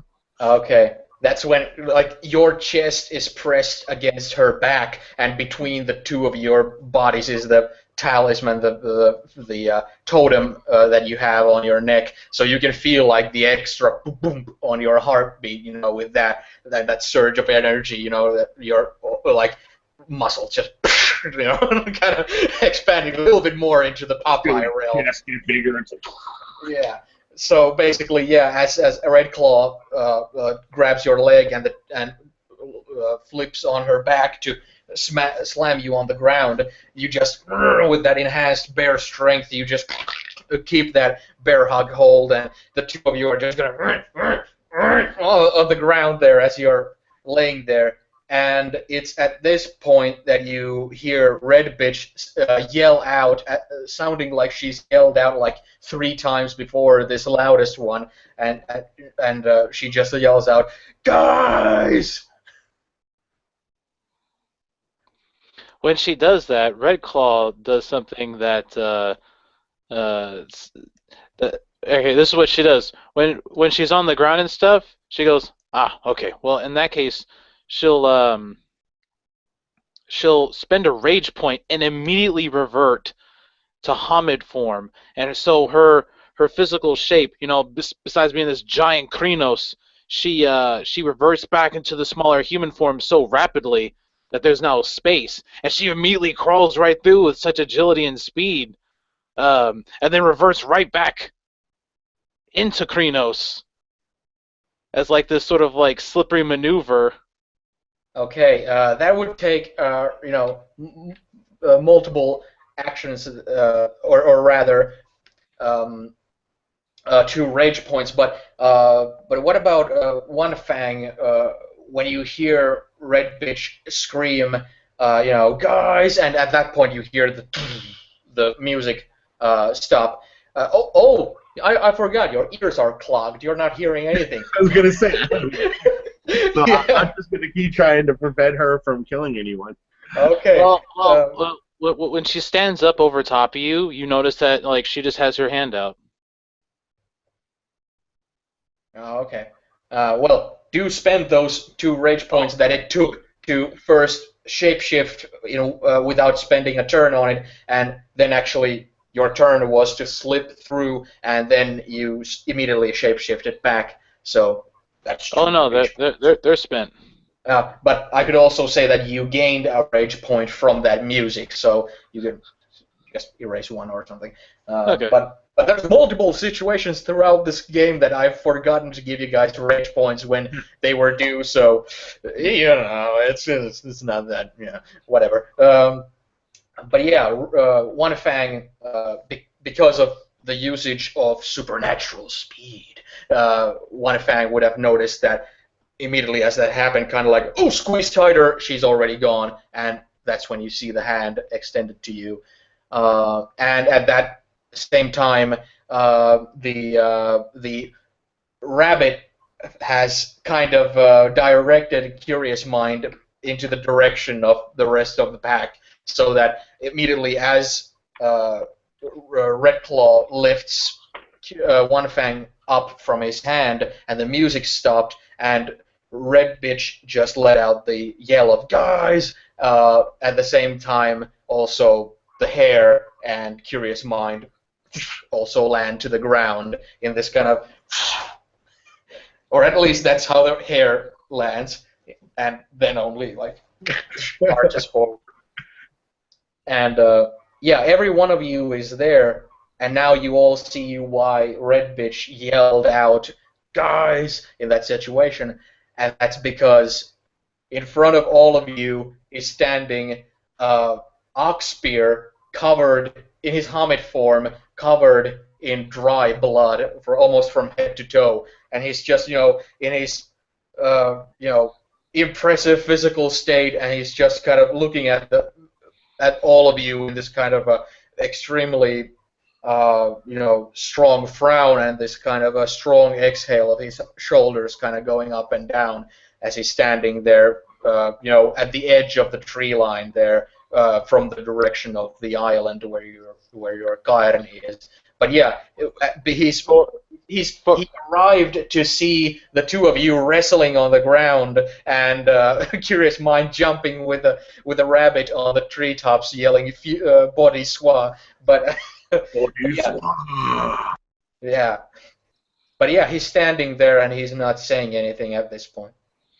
For a brief moment, like when she helps up One Fang and stuff and pats him, and she sees him there, there is the intention, still in the back of her mind, the most selfish part of her craves to just run over there now and end him so that she could take his spot. There's like that rather dark thought, this alpha male-esque attitude upswelling from, or in this case alpha female-esque attitude just swelling up from within her. But probably perhaps from the music, from this intensity, and she's like, she battles it extremely hard. The thought is there in her head, and she just like kind of shakes herself loose out of it, dialing back on the more altruistic values that she would rather pride herself with, at least in her mind. But those two things definitely, like you got the two wolves doing battle in her mind, right? You got the more selfish one and the first, the more good one, and at the moment she's that thought, that single thought of just running over there and just gutting him, but she doesn't. She helps up One Fang. She takes off his ears, the earplugs that are in there, and reverts to Hamid. And actually, no, she stays in Krinos. She stays in Krinos to cool it down, and she just approaches calmly and just kind of kneels down in like a resting position and just kind of waits. And what about the Curious Mind and One Fang? Curious Mind also lands quite similar as the hair, like Ta-da! As she sees Oxpear and his a clear demeanor, like, she's like, ooh, and reverts back into her Hamid, her lupus form, and sits there a bit like her ears are kind of like, did we do something wrong? Kind of posture, and she looks at Redclaw and One Fang. What about One Fang? One thing, I kind of turn and noticing it's completely quiet. There's no sounds, and everyone's kind of just looking down the down the glen slightly. I kind of look and I see Oxbear there, covered in blood, seething, and I take a step forward and kind of draw on the energy inside me to try to just pull away from the Krynos to find that the human part of me, that which I kind of trigger to go back, and I just can't. I'm just stuck where I am at the moment, and I'm kind of maybe looking surprised. I don't know how that would kind of look on a Krynos face, but maybe wide-eyed for a split second, as I seem to be struggling with not being able to move out of my Krynos form. Okay. As all of you are basically there waiting, you can see that Oxpear, after a moment, starts to take steps forward, and you can see that he's like, twirling his arm because of, he must have like sore shoulders and stuff because he's like covered in dry blood, almost like this brownish, blood on him. He doesn't seem to be wounded, but he looks like he's swam in like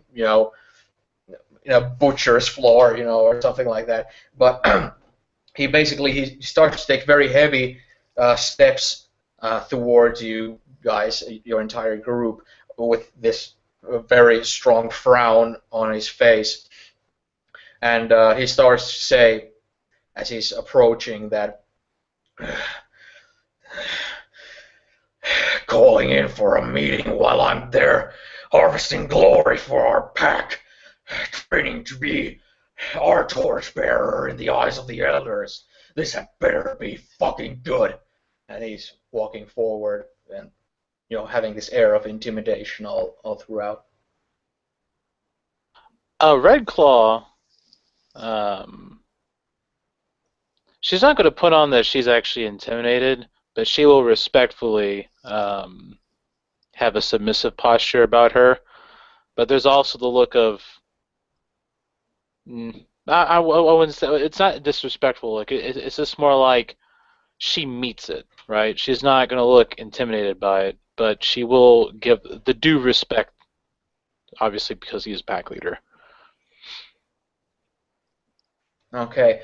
Well, he is walking forward. Is anybody gonna say anything, or just continue to look upon him? I'll wait till he gets closer. That way we're not like really shouting to each other. Yeah, One Fang is struggling, like I said, with getting out of Krynos form. So he's kind of at the moment not really caring what Oxbear does, except that he's beginning to panic inside, which is just making his heart pump even harder, which is really just keeping him in Krynos form. Redclaw will walk up to you, and she'll just put her hand on your shoulder, and she'll go, "Best tell him about what happened. Go on. You kind can of do looks it." towards you, and he's like breathing heavy. I can't shift from Krynos form. And he just keeps breathing heavy. She kind of cocks her head and looks at you, and that is fine. He is in Krynos. No, he's not. Talk to him. Oh, he's not? He's no longer in Krynos? No, he was never. He's in. He Oh, goes I all just the time in assumed. his Hamid form. Oh, sorry. Okay, I thought. Okay, I was like, all right. Sorry, I had the wrong image in my head when I thought Yeah, about but that. if you made any of your choices based on that image, you're free to take back anything if you thought that was. No, it's fine. She will look towards Wen Fang. It's all right. It's just a form. It is part of you. Embrace it. Stay in it for a while. Still, you must tell him. And then she slowly reverts back into a more Hamid form. As you do that, Oxpear, as he's walking towards you, he kind of like in this quick fashion, kind of snaps his neck and then as he does that, he lifts one of his right hand up, and merely by squeezing it, he cracks his knuckles just, and he says, "Tell me what."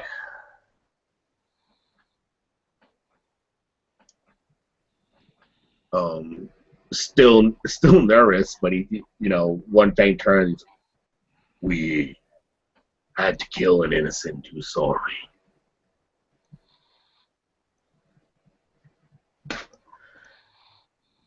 You called me out here for that? No, That's something you can't handle yourself. You're too much of a little fucking kid to take care of that. You need me to come here. You need me to stop training with the head elder of our entire tribe. We dealt with it. I dealt with it. And he turns his head, and Red Claw dealt with it. That's not the main point. Finish the rest of it, One Fang. And she has her hand on your shoulder. You see, as he's talking, he actually begins to shift out of Kratos and then ends in Hamid over the next couple seconds as he's talking. He's like, as I was trying to deal with what I had done, then I ran, and I somehow found the bear, and he sent me to... I was meant to run to my uncle's house, and I don't know why, but I ended up in enemy territory, and we found there was a creature, or there was a body. Wait, what? The bear led you to enemy territory? What the fuck are you talking to me? There was a skeleton of a man in crimson robes. Red Claw and I, when I went to free Red Claw from her imprisonment, and he kind of lets that sit, hoping that that'll kind of go into Oxpear's head, that he kind of had something to do with that. And at this point, when you're in your Hamid form, he's almost like a head taller than you. He takes his right hand and he places it on your shoulder, so that his hand is so large that as he places it on your shoulder, his thumb is already on top of your throat in this kind of adding to the intimidation factor. And he looks right down at you, and he repeats, "The bear led you to enemy territory? What the fuck are you talking about?" Curious Mind has until this time been very submissive and very like, eek, we probably did something wrong. But you notice, well, anybody that's paying attention at her, when he places her hand like that on his shoulder with his thumb at his throat, she becomes somewhat less submissive. Still a bit like, okay, we have to be careful here, but she's a bit like, what the hell's going on? Yeah, so it's easy for others to read on your body language. Yeah. Okay. One Fang sort of, not completely, but kind of leans forward into his hand, just so there's pressure there on his throat. And he says, "The bear brought me to that skeleton to bring it back so that we could destroy it." What the fuck are you talking about? Skeletons, bear, what? You're not... And you can see like a vein is forming on top of his forehead there, and if his muscles weren't, expressed highly enough before, they definitely are now, as he's almost like it feels like he's working on not squeezing with his hand that's on your shoulder and throat, and he kind of looks forward to you and almost presses his forehead against your forehead in this very much like eye-to-eye kind of confrontation with you, and he says, "Listen here, boy. You've interrupted me on very delicate business. I want to know what exactly it is that you interrupted my business for. What you interrupted the business of this entire pack for, and this entire tribe for. I want to know what is it that I should do to restrain myself from digging this fist right down your fucking throat right now. Explain what's going on. Right then, One Fang says nothing and just rages out and slams his face against his. Okay, that Oh, comes out of nowhere for him because he's, of course, being a bully. He's not expecting somebody to fight back. Um, as you do that, you're both in human form at this point. Basically, as you headbutt him, as it comes out of nowhere, he's not expecting it. He immediately he immediately gets hit on the face, and he's immediately like, "Ugh," and you hear this snorting sound as he puffs air out of his nose and shakes his head quickly, and his head rises up quickly, and you see like those eyes of his are like ginormously big and like looking at you with murderous intent. What about the rest of you at this point when you see this happen? Well, when he starts to like move in and start threatening him, and like Red Claw at that point, she gets like this big sister moment building up. And of course, she's always felt that way over One Fang. You know, he still knew this is all coming to him after all the events that have transpired. Things just weren't what they used to be. And all these emotions are running through her, and again, that dark thought from within boils up to just gut his ass on the spot. But she takes a more righteous approach, and she just kind of tenses herself up, but she makes sure that he doesn't see it. While Red Claw is definitely not afraid to show her strength, she is somewhat of a colder tactician in this method. She likes to use her mind, that ape man mind to her best advantage. And at this point, you know, she's making sure that when she does go at him, that he does not see it. But when he headsbutts him, she's actually taken aback by it, and there is like some pride swelling within her. She's happy. Yeah. This is how it has to be, she says to herself, thinking back on times past. Okay. But she still braces herself though, just in case things get out of hand, to try to break it up. What about Curious Mind? She is shocked by this. She sees the fundaments of our pack like breaking and shattering, and she's like, "Oh no! This is not good. This is not good." So she's like pacing back and forth and wondering what Oxpear is going to do with this, because she's aware that she needs to stay out of this, and this is not something that she should be involved in. Yeah, as you're looking around, it's kind of hard to see. It's kind of hard to be absolutely sure what Red Claw is thinking about at this point. Why she is, restraining herself, or how, is she like does she want Fang to stand up for himself, or is she thinking something else? But when it comes to Red Bitch and Dusklight, on both of their faces, it's easy to read that similar, that this is kind of like, oh shit, I best not get involved so as not to make things worse than they are. Yeah. But yeah, But she's nervously pacing back and forth. Okay. One Fang, you were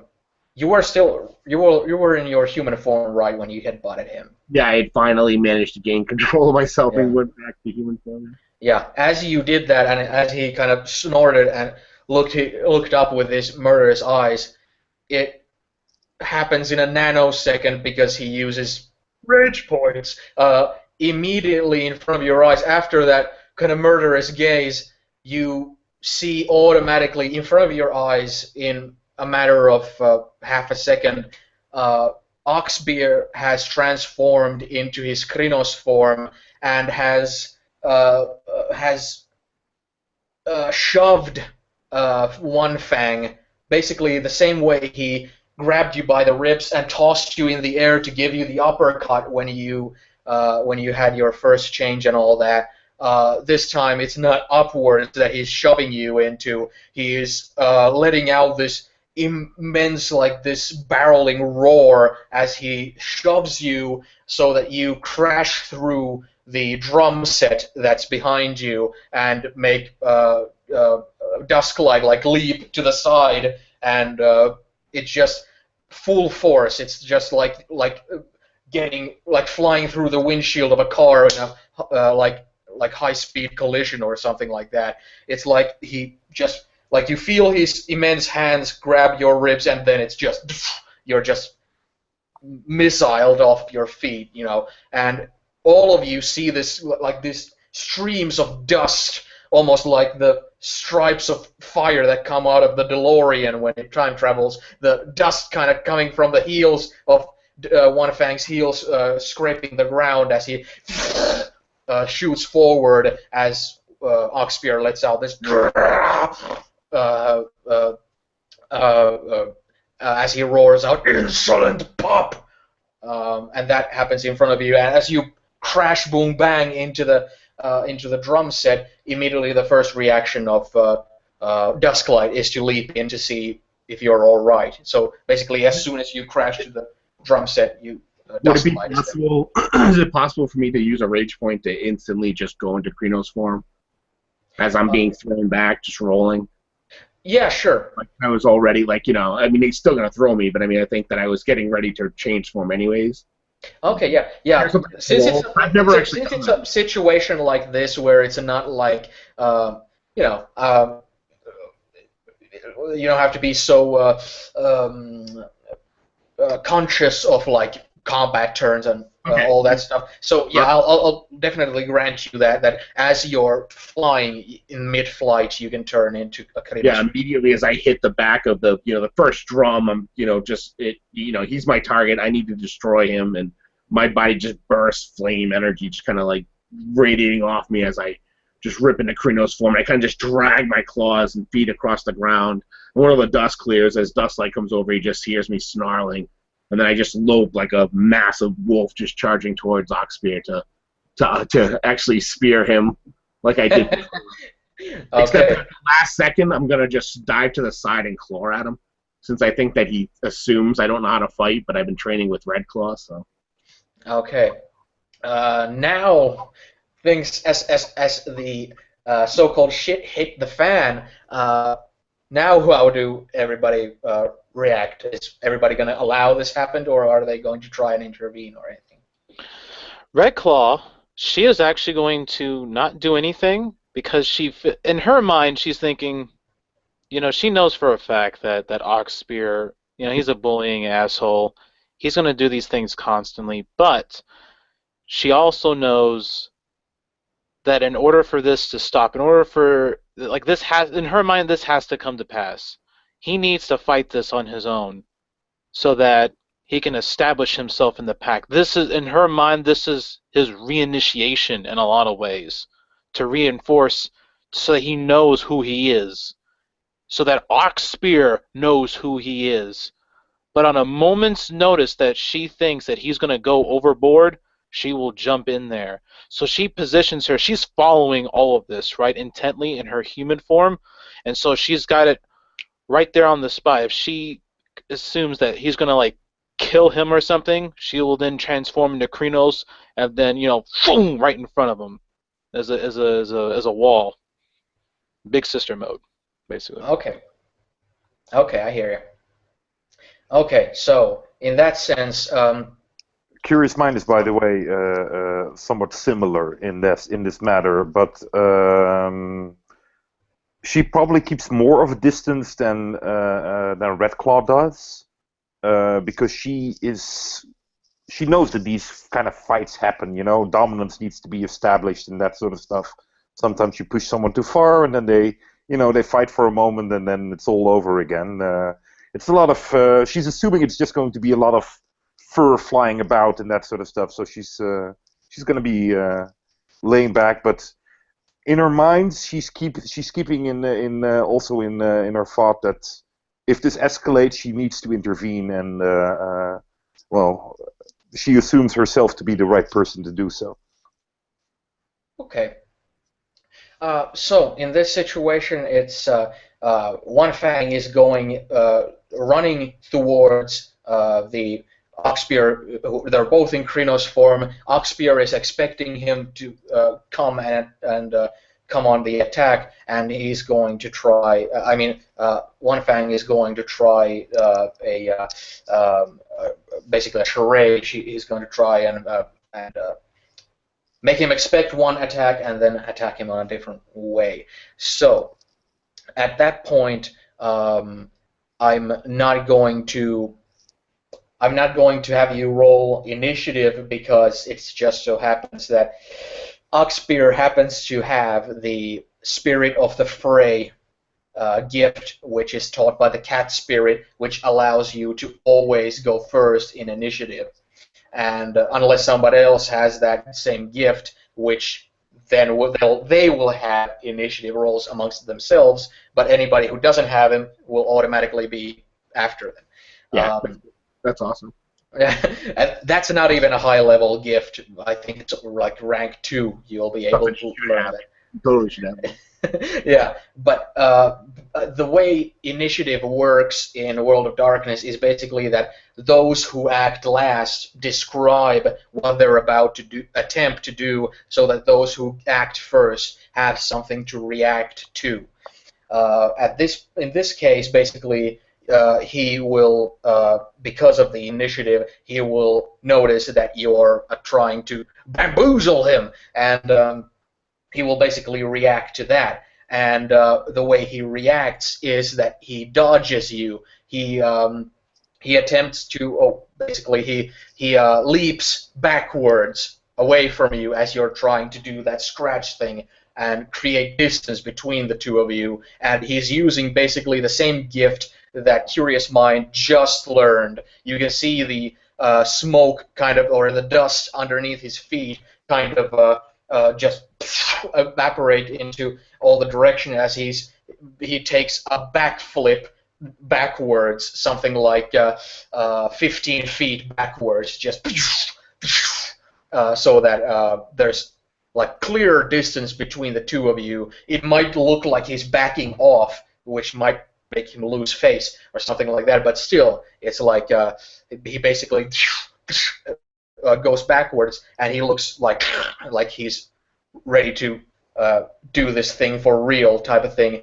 And yeah, you kind of go to the attack, but he's already like kind of gone from there. So basically now it's the two of you in this kind of Mexican standoff situation with all these other people surrounding you, but there's you on the one side, he on the other side, and there's about 15 feet of distance between the two of you. And he kind of straightens himself up in his Krynos form so that it is kind of like this Mexican standoff situation where he kind of just stands there and spits to the ground and growls as he's standing there.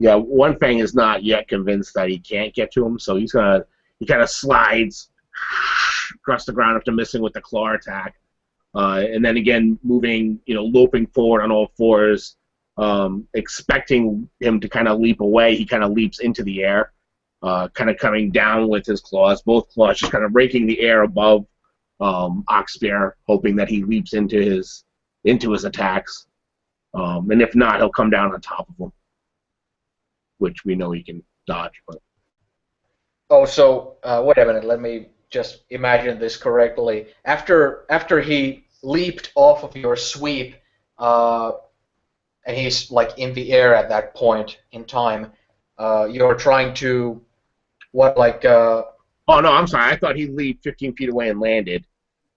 Yeah. Okay, yeah. So I was thinking. I thought you were still trying to do something while he was in the air. No. I assume that he totally took me by, yeah, he would totally, I would have just swiped at the air and been like, what the fuck just happened? And then Okay. just continually charging after him, digging up tufts of ground, moving as fast as I possibly can to charge him. But this time, instead of like going low or towards his body, now that I know that he can leap like that, I leap above him, trying to almost get the air above him, hoping he leaps into my attack. Okay. You should be able to figure that. Yeah. Well, as you leap into the sky with your claws, all hanged up, you see that he has, like, you see him standing there with his back straight, and you see this kind of a smirk on his face, and you see him crouch down the same way after he tossed you into the air, and you see him do the same attempt the same tiger, like uppercut off of you as you're like in the air. He tries to get you while you're already in the kind of movement there. And well, I'll ask you: do you wish this to go into die rolling, or do you want it to keep rolling in this? It's really up to you how long it goes on. Okay, if you want an idea of what I'm thinking, what One Fang's thinking, I can tell you that. If that'll help for a storyline.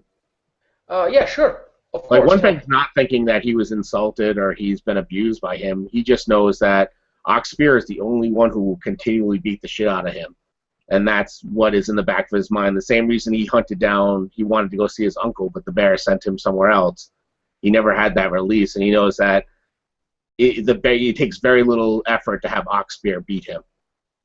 So he can have Oxpear punish him by just attacking him.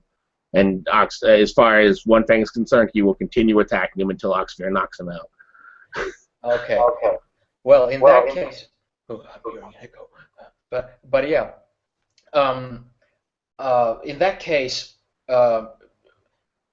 just like with basically what you've gone through with your uncle and all that abuse type of thing, the same way it feels like, your uncle was pretty much a bully, beating on a helpless child. The same way, Oxpear is kind of making you, to be that kind of a omega wolf of the pack that, deserves all the punishment you give him, and especially since he would expect something really manly out of you because you're married to his daughter. But yeah, as you're leaping in the air, kind of, like you described, like it's almost like a desperation thing where you don't expect to win, but you're rebelling against just taking a beating.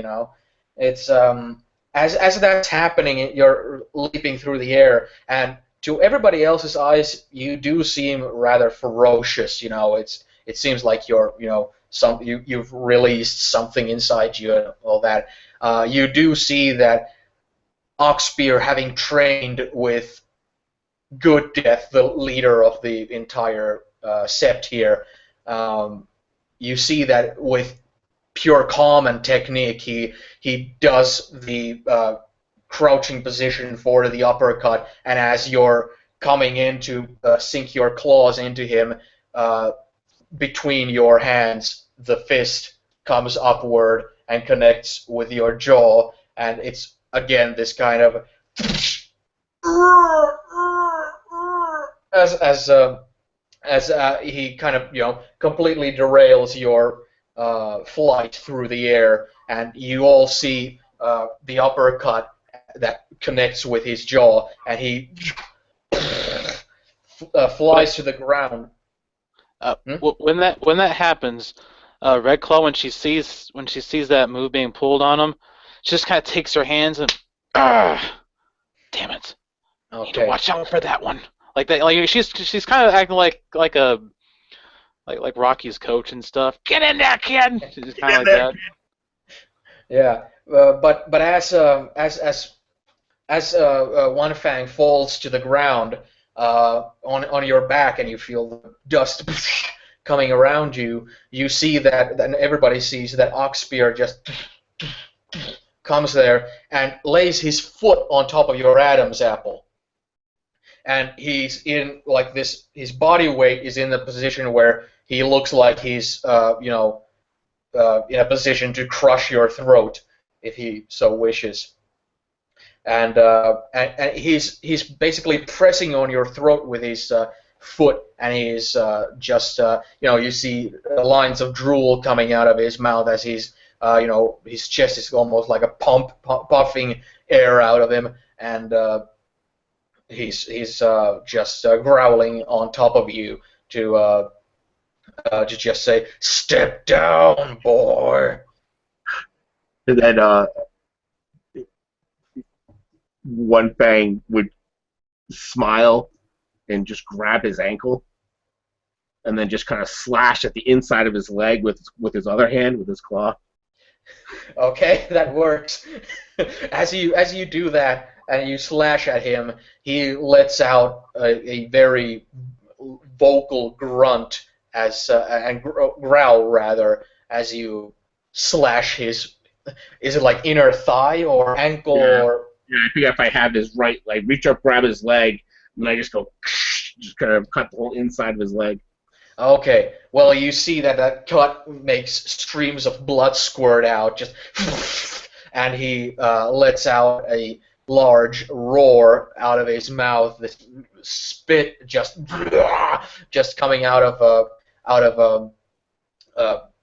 his giant maw there, and because of that, he tries to press down on top of you. Basically, it's you've lacerated a huge cut on his leg, and that he just presses on top of you and grabs you by basically your ears and starts to bash the back of your head to the ground, basically. And he starts to do that repeatedly, like he grabs you by the ears and just starts to pound you on the ground.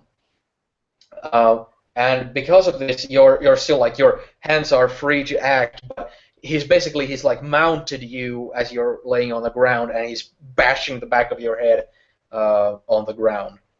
Do you attempt to attack him back in that position? Yeah, I mean, if my hands are free and he's bashing my head, I reach up and because I have the super sharpened claws, I just kind of like reach up and just kind of grab him and just kind of rake the whole back down the side of his body, just kind of ripping him open, trying to do as much damage as possible. And then he's like, I'm like, beat me. Okay. Which I don't know how, killing your pack leader. I don't know how other people might hear that, but that's what he's saying. Yeah. Well, okay. Well, the lot of you basically see him lacerate the inner thigh of Oxspear with blood gushing out, and as Oxspear then goes to bash his head on the ground, he rakes his back with his claws. To Red Claw's eyes especially, this is starting to look like it's about to escalate into a full-on bloodbath. It looks like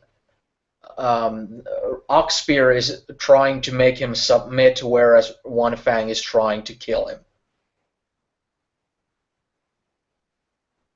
To somebody looking, that's wow. what it Okay, seems. yeah. All right. Well, when she realizes that, she's like, "Oh, ooh." Yeah, well, those razor claws do horrible damage. What position is he? He's on the ground, right? Yeah, he's laying on his back with Oxspear on top of him, grabbing him by the ears and pounding his back of his head on the ground while he's slashing Oxspear's back. All right. She begins to step forward just a little bit, and she prepares herself to launch in and just break it up completely if it goes any farther. She's hoping in the back of her mind that One Fang is just trying to get this out of his system and establish himself. But seeing what she just witnessed, she fears that he might lose himself and in his rage. So she'll wait. She'll wait a little bit longer, just a little bit. She has faith in him that he can do this because he has the bear spirit. So she trusts in this, and she kind of mumbles to herself, "Please, reach him now. Reach him now." And what about Curious Mind? You're muted. Dang it! I can't get used to this mute button. As I see him rake down the back of Oxpear, in Curious Mind, this has gone too far, and she runs up and she calls out a name, namely dang it, I forgot the name. The wife of One Fang. Agnes? Agnes. I call out, Agnes! Okay. Basically, what is happening is that Oxpear is attempting to make One Fang submit by banging his head so long that he would be knocked out. But since he's tenacious, he might be able to do some extremely serious damage before that happens. One Fang, what are you attempting to do after the back rake, as your head is being bashed onto the ground? Knowing that One Fang knows he can't get he can't pull himself free, but immediately he just remembers what Red Claw did to him, and he uses 2 rage points to just do exactly what Red Claw did, except that he transforms and goes underneath Oxpear to pull himself away from him. He's grab hold of both of your ears, so that wouldn't really work in this sense. Well, if they shift, right, because they're pointed like large pointed. Oh yeah, sure. Small. But yeah, once I kind of snuck under and pulled myself out, I hear Agnes, I would just stop and turn, like looking around as if she's there. Not transforming back into Krynos like I normally would have. I would just be sitting there naked in human form, in Hamid form, looking for Agnes, kind of just backing away from Oxpear. Okay. As that happens, you see Curious Mind basically there in the position to be attempting to run in or running in, as she would have sounded that name. Yeah, well, she just merely called out that name to kind of force One Fang's mind to shift from, all right, I'm going to kill this guy. At least that's what she's thinking. He's thinking, and into a place of more love and caring. So she doesn't really mingle in the fight, but she leaves. Probably creates an opening for Oxpear to do something. Okay. Well, One Fang has slipped out and transformed back into his human form, and at that point,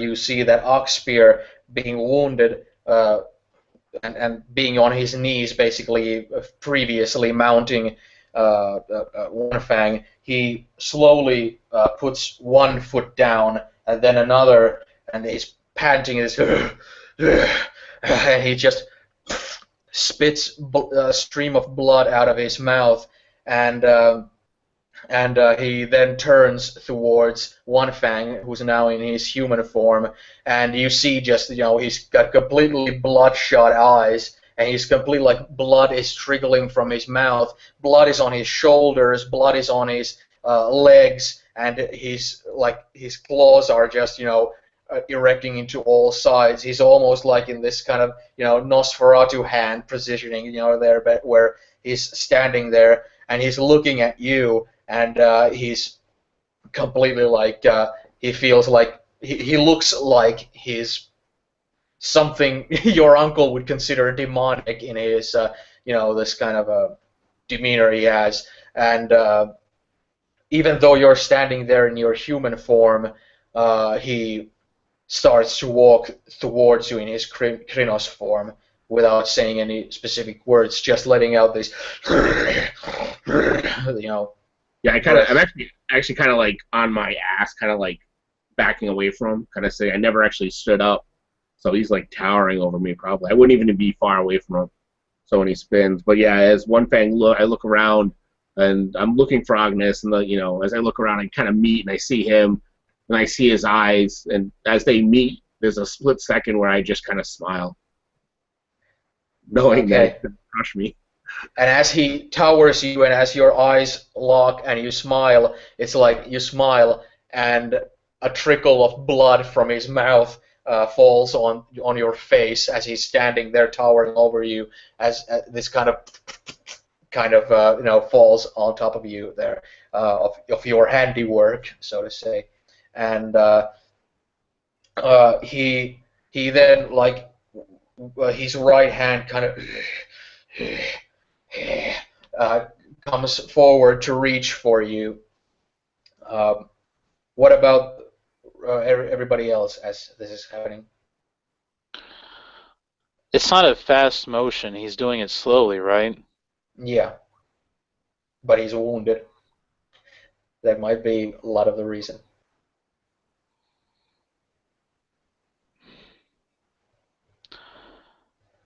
Something tells her in her gut that she should wait. Let this play out just a bit more. But she steps in a little bit closer this time. And in fact, she's walking slowly over towards this thing. She's kept a good fair distance away, but now she's walking over closer, making sure that on a moment's notice, if there's like some death that's about to happen, she's going to intervene. Okay. As Oxspear's hand is getting closer with this kind of menacing face that he has, his hand comes on top of goes in on top of One Fang's face. The entire Krynos hand covering the entirety of the face, and it's completely covered in blood. So basically, you feel like when the hand covers your face, you feel blood rushing through your nostrils. You feel the taste of blood in your mouth. You feel the blood stinging in your eyes. And as you're laying there on your ass, and his hand presses on your face, you feel just this kind of, and he just basically pie faces you so hard that you hit the ground and kind of go forward a bit on your back and kind of bash the back of your head to the ground in this kind of. But basically, after he did that, he's the one standing, there on both of his feet, looking down at you after pie facing you and kind of just spitting blood on the ground and then starting to turn away from you. And you have a giant red palm print on top of your face, and that's when all of you, all the others, at this point see Oxspear in his Krynos form, completely covered in blood, slowly turn towards you, and then kind of like his shoulder line kind of relaxes a bit, and he pulls his head back up, and he grabs his I forget where he keeps it. Well, I'll say around his ankle because you would have easily missed it. Around his ankle, he has his bear totem, the same sort of a tooth that One Fang has, and he yanks it off of his ankle, and he presses it into his face, and all of a sudden you see the lacerations on his body start to close, because lacerations made from werewolf claws and stuff, they would normally require normal regeneration would require a lot more time for aggravated damage, but because of the healing qualities of the bear spirit and the mother's touch ability and all that, it happens a lot faster. And he's just pressing his brow against his fist, where this mist, this aquamarine kind of turquoise mist is kind of emanating from between his fingers and stuff, and he's pressing it against it. You can see like the kind of body posture just kind of relaxing itself and kind of working out of this worked up state. But there everybody is at this point, and One Fang is still laying on the ground there. Red Claw looks over at One Fang, and there's just a nod from her. And if One Fang is looking over and sees Red Claw, there's like a nod and a slight smile, and it's of that of approval of good job, you did it, kid, or you held your own. And she'll then, standing in front of Oxspear, she'll look towards him and say, "Yes, well, I guess now that that's out of the way." He became upset after dealing with that. It was the first time he's ever dealt with anything like that, or at least that's what I assumed. He ran off into the woods, but the bear spirit spoke to him, as what he has told me, and it led him out there. I went after him immediately, only to find that he had wandered into Red Talon territory. Previously, when he went in there to go after me, we came across a body that was there of a human. It was in red robes. I paid no mind to it for the time being, but he was drawn to it again, and there I found him. There was another Red Talon that was there that had happened upon us while he was trying to get the body out. It had said nothing, simply turned around and left. I grabbed him and took him out of there immediately. And when we came back, we went into the Umbra to investigate. He said something was telling him, the bear spirit, to look into this. And when we went into the Umbra, there we saw this skeletal vision of an apocalypse of sorts. Fire and brimstone. The spirit of this human that was there, it spoke to us, reading of biblical prophecies. Something that I feel like would endanger Wildmark.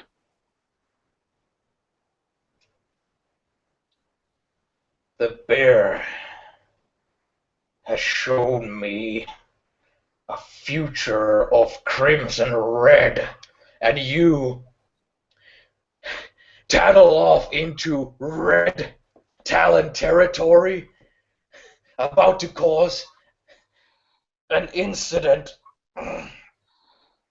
What do you expect me to do? Leave him there? I had to go after him and get him back.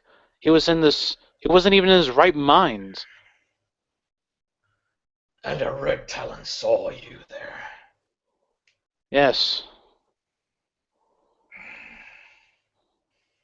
If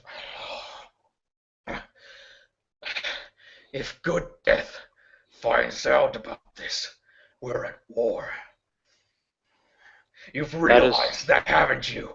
He lives for war. I know that. That is why I decided to keep it internal. And she looks over at Red Bitch when she says that. She kind of nods to you.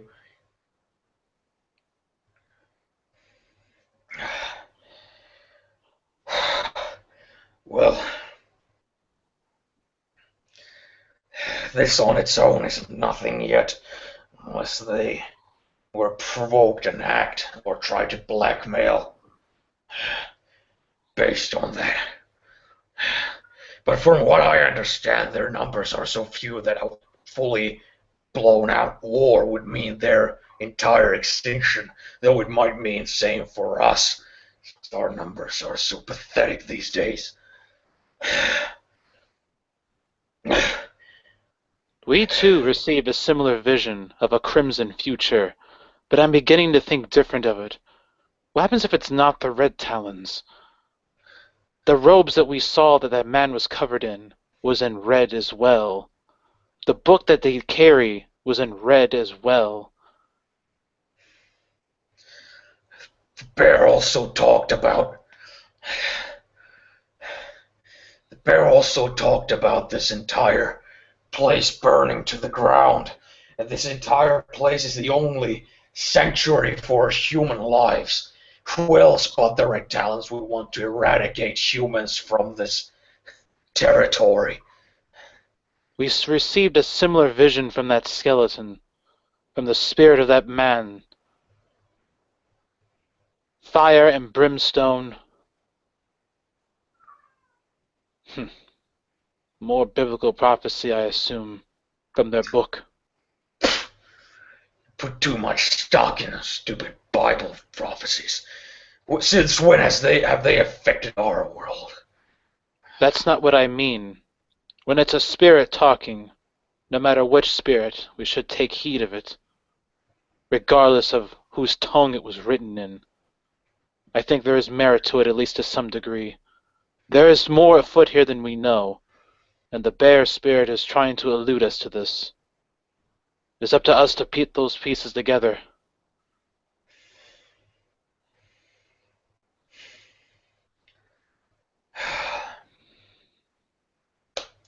And you see him kind of look around. He looks around at all the members of his pack there, and he kind of makes eye contact with each one of them, finally turning his body half, pointing to one fang, and also looking at him. It's Bible prophecies the spirit is spewing should concern him. If it's spirits spewing prophecies, it should concern her. Why is it that you're the one talking to me then? Why aren't the specialists in spirits or the Bible prophecies? One Fang was trying to tell you, but he is nervous about it. He is still so young. He has yet to find himself yet.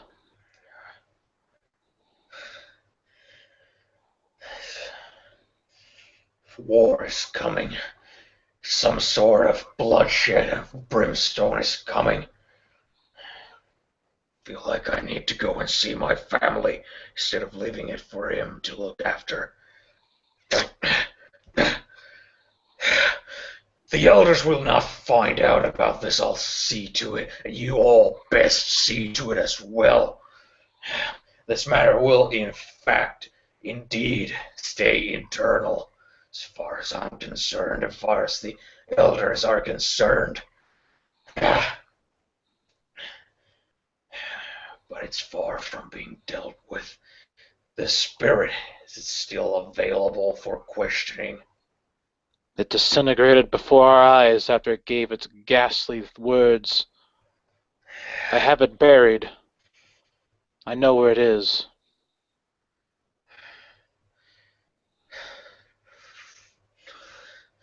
And he kind of looks at everybody, and he especially looks at Curious Mind. After hearing all this talk about spirits and stuff from Red Claw's mouth, the warrior's mouth, he kind of looks at your pack's shaman in charge. To kind of, you see, Curious Mind sees Oxpear make a very firm eye contact with you, clearly expecting your confirmation of what he's just heard.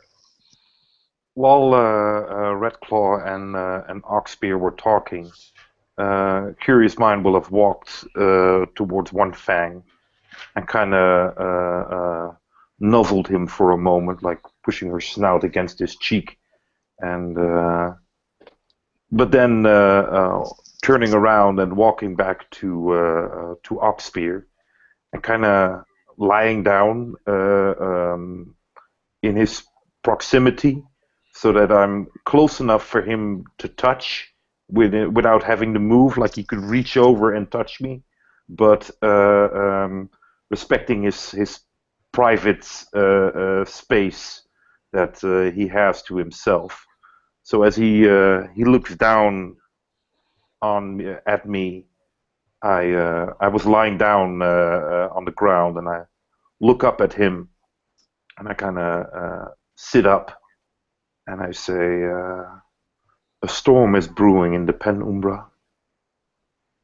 Once the skeleton gave its message, a storm started to form.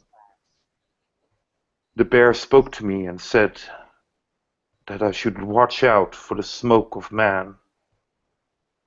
And now, within 2 days, we have found an amulet and this skull and this skeleton wrapped in crimson red. And they both spoke of destruction and death. Something is coming. It might very well be the Red Claws, but I think we should not close our eyes to other possibilities."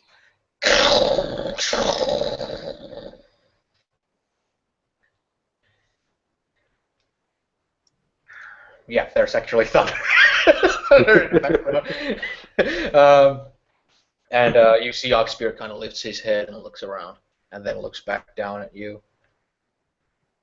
and then looks up at One Fang, and kind of looks at everybody else, and then takes a couple of steps towards One Fang. And then you see the same gesture that Red Claw did to you earlier, as you see his blood-covered hand extended to you for you to lift yourself up.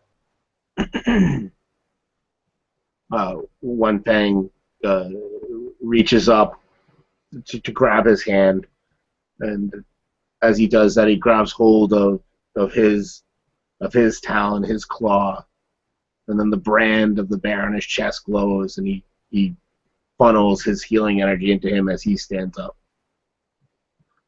Okay. And just kind of bows his head to him. You see that as you kind of acknowledge him, he no longer like makes direct eye contact with you. It's kind of like this, like, yeah, he gives his hand to you, but he's not like, "Oh, I look upon you as a son" type of, he's still kind of like, no, you can hate me still. Yeah. Yeah. But as you get up and everybody gets up, he kind of looks at the lot of you and says, "Going to see my family." And he starts to turn towards the direction of Vildemark and starts to take steps, and as he starts to take steps, he starts to shapeshift back into his human form in mid-step there. Curious mind will look confused and like, what? As she looks at the others and trying to read their expression. His human family, curious one. His kin. I know, but we need guidance. We need to know what we're going to do. Red Claw, if anyone's observing her, she's staring right at Oxbear as he walks away in his human form. And, she has like this very military pose, standing straight up, her hands behind her back, sort of just sitting there. And she looks very relaxed. But there's this very furrowed look upon her brow. And while one hand is open, the other one is clenched, and you can see that arm is shaking, and that there is an intensity in there. And perhaps if you even look her whole body over, her feet are kind of like clenching, her toes are like clenching into the dirt as well, just kind of digging into there. And again, internally, those thoughts rolling around in her mind, a leader, now you're just leaving us. You can see your family at any point in time. No direction to be given. What a piece of shit. You should probably take him down! Why don't you fucking do it already? She says in her own mind, this echoing rage boiling outwards. But then you see her take a deep breath and then exhale before she kind of slacks off on her posture and kind of walks off towards the edge, staring outwards.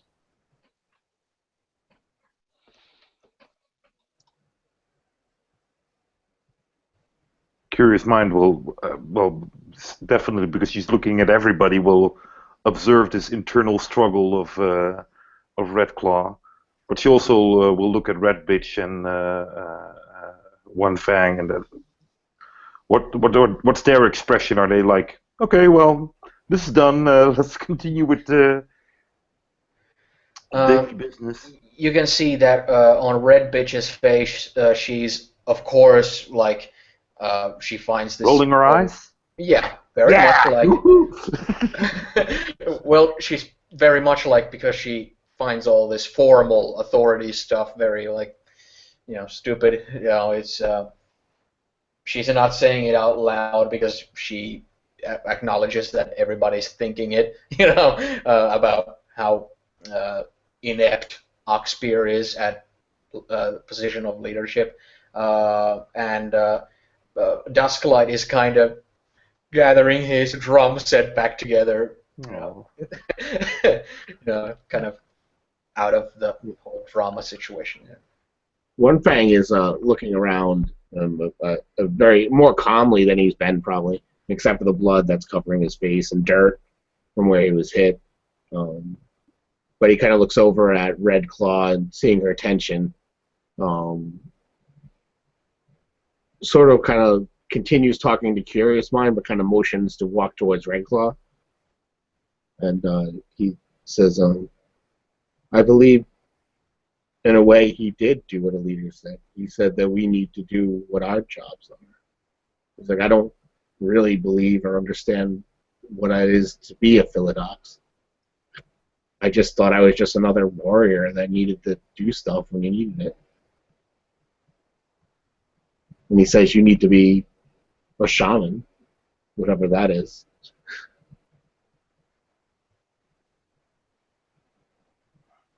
But we need to stick together. There's things going on. He's like, we are together. If we need him, he'll come. If we can't handle it, he'll be there. We just have to call for him. He admitted he doesn't know the stuff that we should know.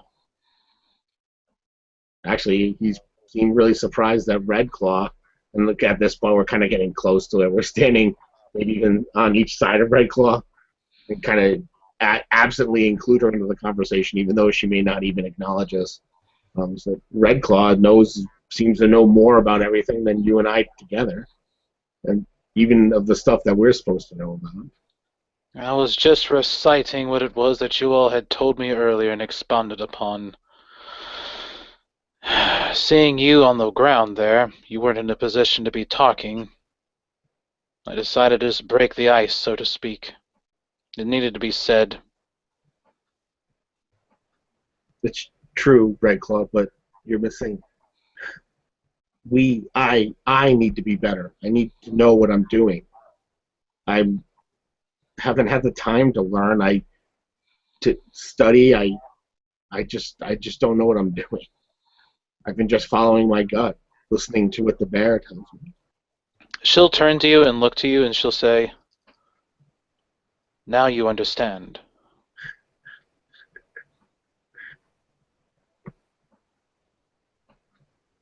He's like, if by understanding you mean I don't understand anything, then yes, I am fully equipped to do that job. No, that's not what I mean. You recognize that you still have much to learn. You recognize that you need improvements. That is the first step in becoming better at what you do. And she kind of puts her hands on your shoulders. That's how every warrior starts their life.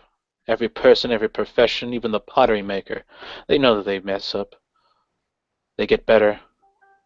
The tree gets stronger, it grows bigger. So do you. Now expand that mind of yours. Talk to the bear. Learn your position. Talk to the others. Know what it is to be a Philodox. Immerse yourself in it. And in turn, help yourself and help all of us in doing. And she'll turn to everyone and goes, and that same goes to all of you as well. Suddenly putting up a very leadership-style role.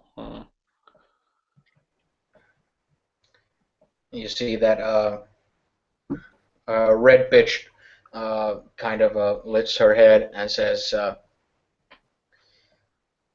well, I'm sure you can all figure out how I feel about this whole situation, but can't let that dumb oaf go in there and all by himself. As you said about sticking together, I'm gonna go see that he doesn't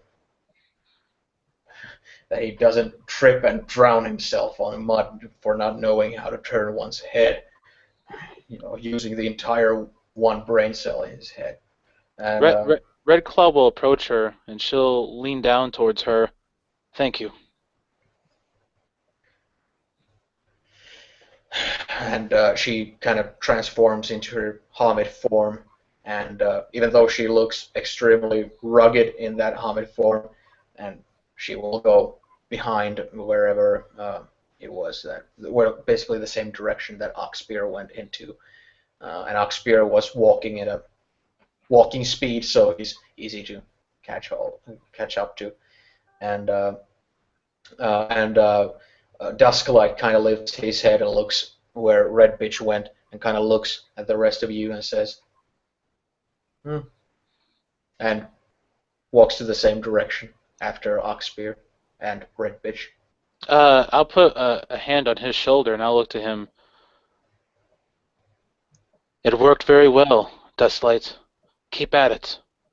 I can feel my warrior's vigor building within me, a surge of battle. It was impressive. One Fang actually turns and kind of yells across the short distance. He's like, it definitely worked. I couldn't even hear the music, and I felt it. He kind of, you can see a smile on his face, but this is as serious as you've seen him in a while. He's kind of, taken aback. He's very like, kind of, it's almost like a kid seeing, adults fight. It's kind of like this, so like he has this serious posture about him because he's kind of, playful in his usual manner. So right now he's still kind of, not as playful, but he sees, he looks at you when you compliment him, and he smiles and nods his head and doesn't really say anything and continues to walk to the direction of Vildmark.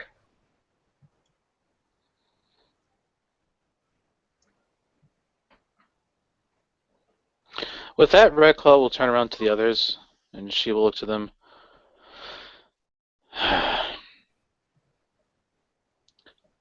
I'm going to go off to train for a bit. I feel like I'm getting a bit rusty, and she starts rotating her shoulders. Keep up upon your studies, my friend, and I will see you all tomorrow.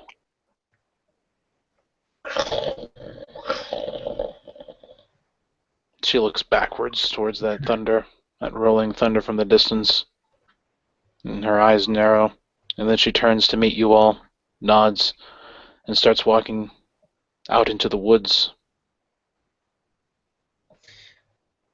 Who is the Philodox that's left? Dusk Shadow, or what's in our we only have one in our whole tribe, right? There's only one other Philodox. In your entire pack, yeah. Yeah, our pack, yeah. Yeah, there's the only auspice that there's two people of is the Aharon, and that's Red Claw and Oxpear. Everyone else is a representative of another auspice, only Curious Mind is a Thurge, only One Fang is a Philodox, only Red Bitch is a Ragabash, and only Who Dusklight is a Galliard. who is our elder, or who is the one who would have trained me? Everyone's collectively trained you throughout this entire year. Everyone's trained you in different kind of things. When it comes to elders, there's only three elders left at this point. There's only Good Death, who's the leader, who's now training Oxspear to be member of the Sept himself, and there's Steel Cave, who's the third of the elders, but he's almost all the time away. He spends the great majority of his time in different realms, learning and meeting different spirits. And then there's North Star, and North Star's duty is basically to be the keeper of the grounds, which is a very small role, but that's because she's not even a legit elder herself. But because of her bloodline and the level of respect she has among everyone, she's been elevated to the elders of the Sept. And But Good Death is a Philodox, though, right? yeah.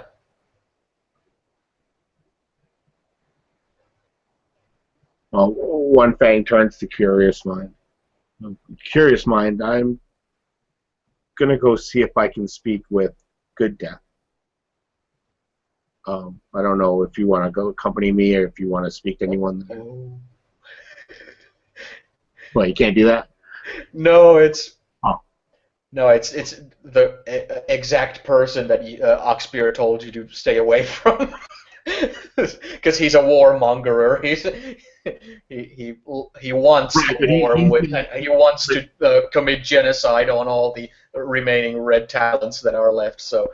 Right, I understand that difference, but he's the only one who can truly tell me what it is to be a Philodox, right? Yeah, sure. Or I mean, I guess is there like I don't know. Like as a player, I don't know, but even as a character, I have no idea who I would speak to. And it seems like if you want to learn about what your job is, you go to a person whose that job is what you want to do. Yeah, sure, in that sense. But since your numbers are so small after the war, there aren't too many in between. Normally, there would most likely be other Philodoxes in your pack, but since your numbers are so thin, the basically Good Death would be the person to look up for that. But because he's an elder, he most likely has a lot a lot more serious things on his plate than teaching a young pup That's true. Yeah. how to tie his shoes type of Is thing. it possible? Are there like? Is it? I mean, I know you would normally do it, but if we're friendly with another tribe, like we're the Warhearts, like would there be a Philodox from one of the Ox guys or one of the, would I know of one that I might be able to approach? Like, I mean, there's one thing I have that One Fang that has no one else has that he doesn't care about the tribe things. He has no problem with crossing borders and talking to people because he thinks the bear told him that's the way it's supposed to be. Yeah, but it's of course you can, but the relationship between the packs are very competitive at this point. It's very much like being of a one sports team and going to another sports team. The other coach and asking him for info. Yeah, that makes sense. All right, then what I'll do is I'll turn to Curious Mind. Instead of saying that, he says, "I'm going to spend some time with the bear. If you want to join me."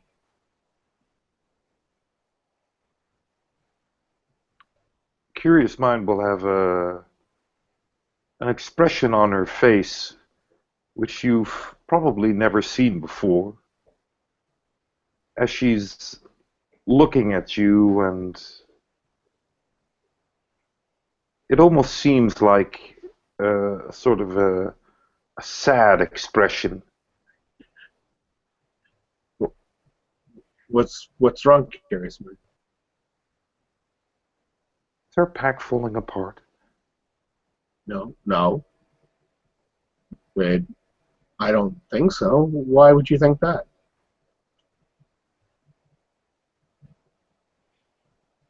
nobody likes Oxpear, and he doesn't seem to care a lot for us, and everybody's just going their own way, and it's just you, Red Claw, me, and then there's the others. It's not like a pack, how a pack should be. Well, I think in these types of packs, we have to learn for ourselves. We have to find our own places where we belong. And you and I are the newest members, so it makes sense that we would be together. And, Red Claw is a warrior. She can guide us and protect us and help us as we find our way. The others probably stay out of the way to let us find our place, to find the knowledge that we need. And I don't think people don't like Oxbear. I mean, he might be a jerk sometimes. You like him? He kind of looks, and you see almost like a small grin on the edge of his mouth, and one thing says, I think I'm beginning to like him more as time goes on than I did.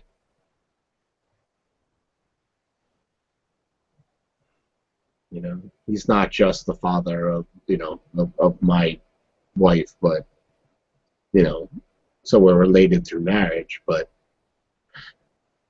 he seems to be more than what he puts forth, and he seems to have grown somewhat over the years. To be honest, the fact that he's worried about what good death, how warmongering good death is actually an amazing sign that I never thought I would ever hear him say, as he's always been one for war. So perhaps he's on a journey, he's growing as well. Perhaps. But it seems like nobody cares what's coming. I think that without putting a face to the evil, none of us can really say what it is. We don't have the proof yet. I will get proof. I will learn what is coming. Good, because I think we're going to need it to convince the others to do what we need them to do. And you and I can't do it alone. Or you, I, and Red Claw can't do it alone. Yes. She stands up. I will not be joining you with the bear. Speak to him and learn what you can. I have other business to tend to. One Fang kind of reaches down and traces his forehead against yours, like you do when you nudge him. And then he says, "Be safe." You too. She then runs into the forest. Okay. What do you have in mind? Several things, actually. She first is going to contact her spirit to have him and hopefully other spirits keep their eyes and ears open and maybe learn where this storm is coming from. And after that, she's going to visit One Fang's uncle. Okay. Oh my God! Well, okay. I'll go to that first. Let's go first to the adventures of a curious mind. Basically, are you going in any specific direction in the forest, or are you just getting away from everybody else? I'm more or less heading towards where the storm is brewing, or where it's coming from, or where I think it's coming from. And I'll look for preferably clusters of birds, or maybe even geez, what are they called in English? There are these little brown worms that wiggle through the ground, and they come up when there's rain and storm and that sort of stuff. Earthworms? Earthworm? Earthworms. Yeah, thank you very much. That's the word.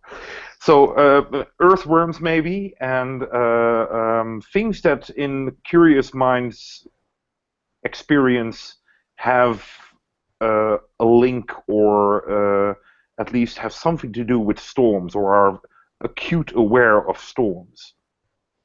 Okay, interesting. Um, so are you first looking for these things before you try to contact your the cuckoo bird that you were mentioning? Preferably, yes, because Okay. especially with the birds, because I know they don't like each other very much, so I'll first talk to the birds separately and then I'll talk to the cuckoo bird. Okay, so all these things, finding where the storm is coming from, finding earthworms, and finding birds. Are you trying to find the earthworms to give to birds? Is that? No. I'm Oh, just wanting to talk to them to see if they know anything about storms and what they know about it. okay. No, I'm not gonna feed them to the birds. That would be uh, a nasty thing Yeah, to do. yeah, it's just okay. I will have you do a uh, hmm, I will have you do a survival plus perception roll to see how well you find animals around. Is it not? Could I use a primal urge as well? Yeah, sure. Primal urge and what? Perception. Ah, there we go.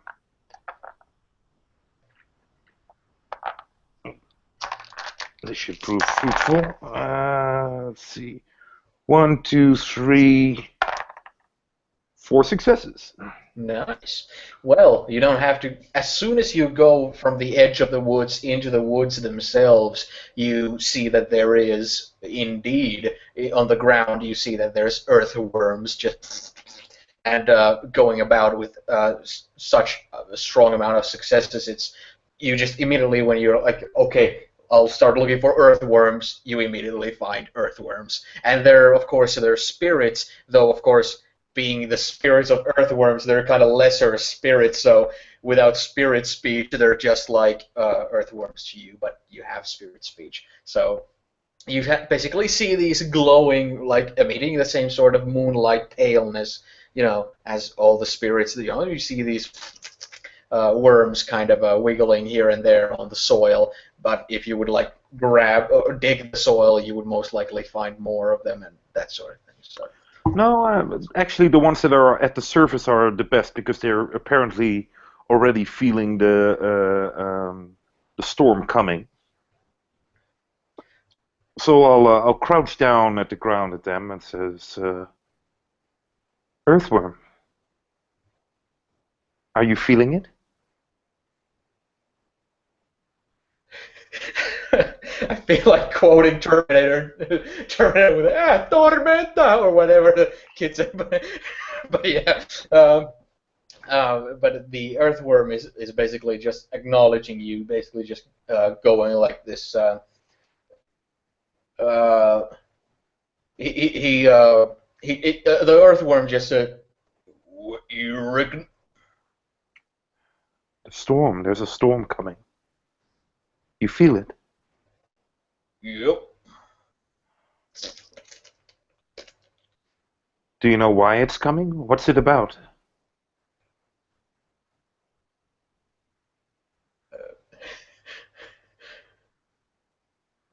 I rolled an evil sheriff wind of the sky.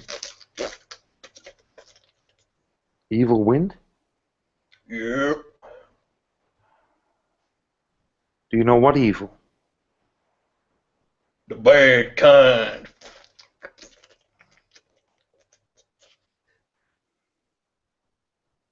Does it have to do with smoke? Uh-uh. What can you tell me about it? Well, just seems like there's just some evil fog damn brewing in the horizon there. Back from the human settlement side of the world. Damn them humans. From the human side. Always picking us up to feed them damn fish. Impaling us on hooks. God damn it. So that's why it's coming from the humans. There's a settlement over there. Yep, if you ask me, that's reckoning for impaling on my brothers and sisters. Time will tell. Indeed Thank you, it friend. does. It's the end times, brother. The end times. I nod and I stand up and now try to find someone more intelligent. It kind of slithers away. Okay, so after speaking to the earthworm, what are you looking for next? Birds. Okay. um, well, you don't have to look far because you find birds everywhere in trees. Basically, all you have to do is look up and you see squirrels and birds and stuff. There's mostly there's crows and uh, again, I'm also having problems with English words. Let's say different breeds of crows. Let's just put it that way. And Well, also, small tits and all that. crows are very intelligent, so that should work. I find a flock of crows and I call out to them, my friends. We Might I are have a no word? friends of yours, enabler. Excuse me? Enabler of our torments and pain. You align yourself with our greatest enemy, Who is that? the cuckoo bird, dummy. You fear the cuckoo bird? Never! We never exclaim to fear the cuckoo bird. We despise him. We piss on his corpse, and we will do whatever is necessary to make sure he will never reign supreme in our forest. I see. Well, that's a noble cause, I suppose. Indeed, good sir. Now leave. I am a woman, actually.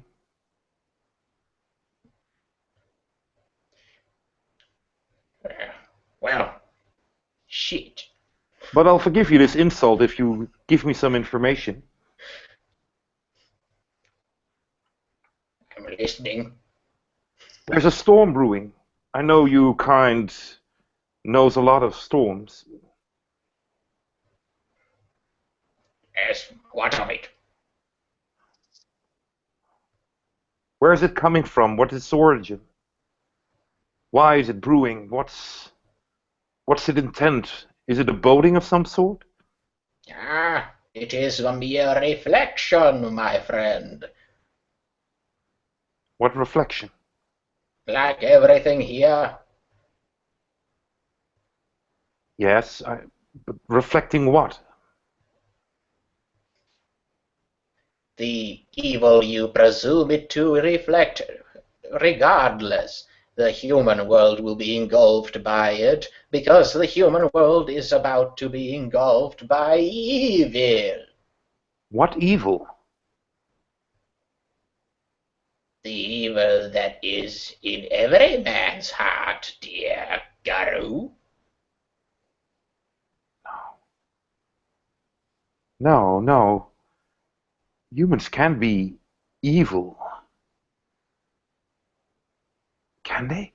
They all have the capacity for it, same as you and us. Then why would all of a sudden have that part of them take the upper hand? Ha! If you wish information like that, don't speak to shadows of humans and not of birds. We have said enough, worshipper of demons. Be gone! And they all kind of flock away. I then call the cuckoo bird. And as you call it, you already hear the familiar, same-sounding bird noises again, like slasher, demon, gouger, and you see the cuckoo bird fly towards you, and he's kind of again like uh, slowing down in front of you and landing on your shoulder, and says again, like he always does, "My friend." Greetings. Something's And going so on. Have you sensed it?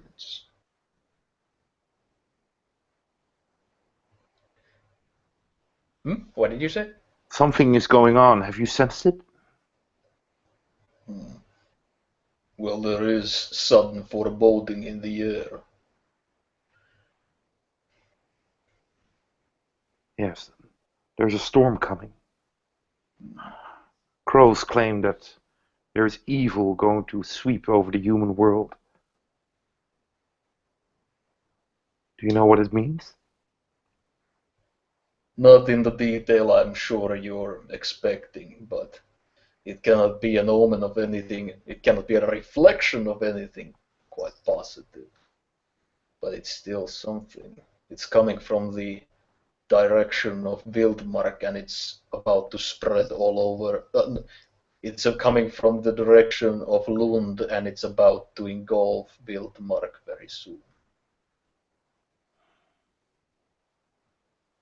Then we must stop it. It's nothing dangerous here. It is merely a storm cloud, but it cannot forebode anything good or reflect anything that good that's happening in the physical world. I would suggest searching for clues in Wildmark itself or in those whereabouts. Whatever it is a reflection of, that's where it is. Yes. I shall. Thank you, my friend. No worries. I head towards the village. Okay. You head towards the village. Meanwhile, Red Claw, you said that you're going out training. What are you planning on doing, basically? You were like rotating your shoulders and stuff like that when you went. Yeah, when she's gonna find a clearing, and she's gonna gather some of the equipment that she uses to train with, and it's gonna come in the form of like what basically looks like a wooden sword, and it's going to be created in such a way where it's split down the middle and then tied back together, but with stones in it, so it's much heavier. And she'll basically like take that and just kind of twirl that around and practice her fighting and stuff. And then in her head, she's like enacting a mock battle and stuff, and she'll pretend that the sword gets knocked out of her hand, and then she'll start going into combat and stuff. And she'll be picking up a log that has been already cut down and stuff. And like using that as like suplexing that thing and stuff, and just like practicing her moves, a little leaping off of rocks and stuff like that. Okay. So all around training that's happening there. What about Eider Drake? Are you carrying him on your waist, or is he like set aside while you lift and toss and twirl all these heavy things? Yeah, he's hanging on a branch with my satchel, and he's hanging outside of that. So just in case he wants to speak, I'm within earshot, of course. And of course, being near the tree, I think would give him comfort seeing that. And of course, before that, she'll actually go out into a field where they have recently chopped down trees, and she'll start planting seeds and stuff as well. Sowing back life that has been taken from the forest and stuff. Part of like her respect towards Eider Drake, but generally just a respect for the forest and stuff, and just planting of the seeds and stuff, encouraging the new growth to come back in. I suppose a strange sight for anyone that actually secretly observes her, but in her solitude, these are some of the things that she does. Mm. And as you've been doing all this, like tossing the heavy logs and twirling the swords there and all that, and you're basically bringing certain level of physical exhaustion to yourself with that training. You also kind of remember that you haven't slept at all. It's still the same continuous wakefulness that's been going on since you spent the entire night searching for One Fang when he had gone over the border um, to the Red Talon territory. And as you're training there and twirling and planting the seeds and all that, you see that Eider Drake is, as he's perched up there on the tree, it seems like wherever it's like one of those paintings where it feels like the eyes are following you wherever you're going. It feels like he's like in this calculating, or rather this kind of um, uh, well, he's looking at you in this kind of in this calculating way of um, uh, watching you train and all that, and and he says at one point, you hear from the branch where he's placed as you're planting seeds and all that, and he says, "Why the sudden fragmentation?"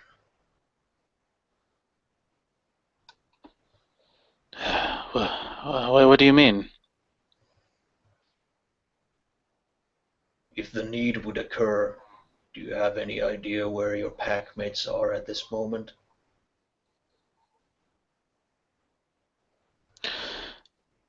I know that Ox Spear is going to be with his family, and so will the other two, Red Bitch and Dusklight. They will be with him. And I know the others are near the bear totem. Are they? Hmm. I suppose, in my mind, I was thinking that if they were in trouble, they'd give a howl. I wasn't going to make this a long excursion. I just needed to think about a few things real quick. Of course. But it seems to me like as everyone struggles with the iniquities of Oxspear's continued lack of leadership skills and authority, you are nowhere to be found to lean on to. But that's the point. I am not the leader of the pack. If I start doing that, then I'll have to challenge him, and that's the last thing we need to do. I'm caught between those vices. I desperately want... Do you think people would accept you if you were to challenge him, if you are not anywhere to be leaned towards? No, no, no. That's not what I meant. If I start taking on a leadership role constantly, he'll interpret it as if I am usurping his command. Then the challenge would be issued. I have to constantly walk that border. I often found myself not wondering how or why.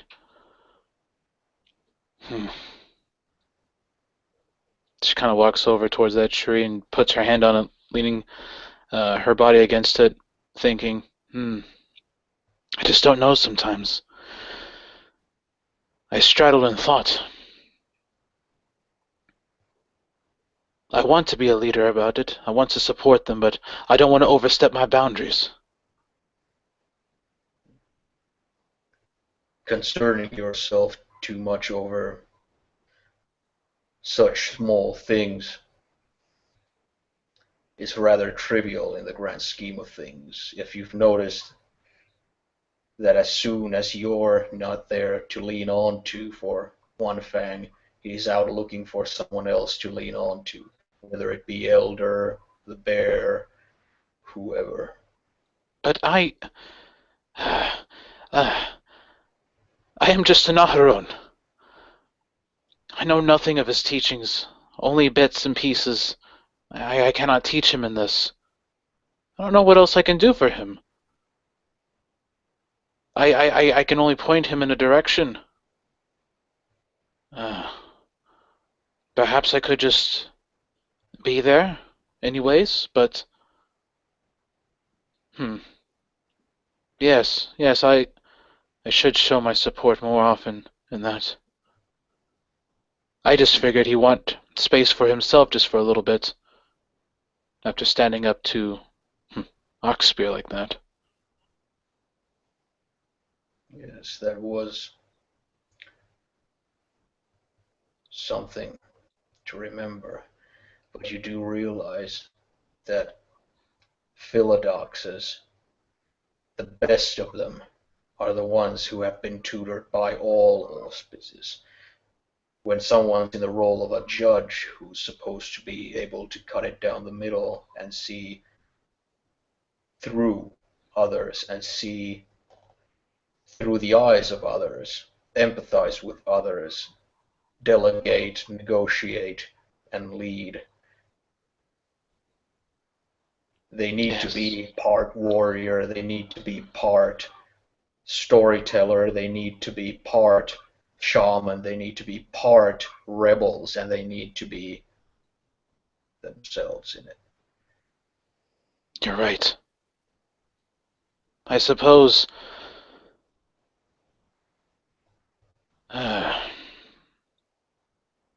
You're right. I let myself get caught up too much in the thoughts of stepping on others' boundaries. I hear the others talk about wanting me to be leader at times. Part of me wishes that, but I don't want to impose. This is not the time to be selfish with one's thoughts. I should also not let Oxspear drive wedges in us all with his lackluster leadership. I'll head back immediately. You do remember how Curious Mind leaned on your lead when she arrived to the human world, a completely alien world to her. Well, she's heading there now without you. Right. I'll be there. And she'll grab him up, put him in the satchel, and she'll bolt. She'll head off in being extremely tired in this instance. She'll grab some berries and stuff, something to get the calories pumping in the body. But she'll transform into her hispo form and bolt as fast as she can until she gets to her little clothes hubby spot, and she'll just grab that real quick and then begin to rush out. Okay. As you're rushing out, what about One Fang? Where would you have basically gone when everybody went their separate ways? When everyone separated, I would have kneeled down there and just kind of rested for a couple minutes, kind of just gaining the thoughts and trying to figure out what the hell I need to do. And I would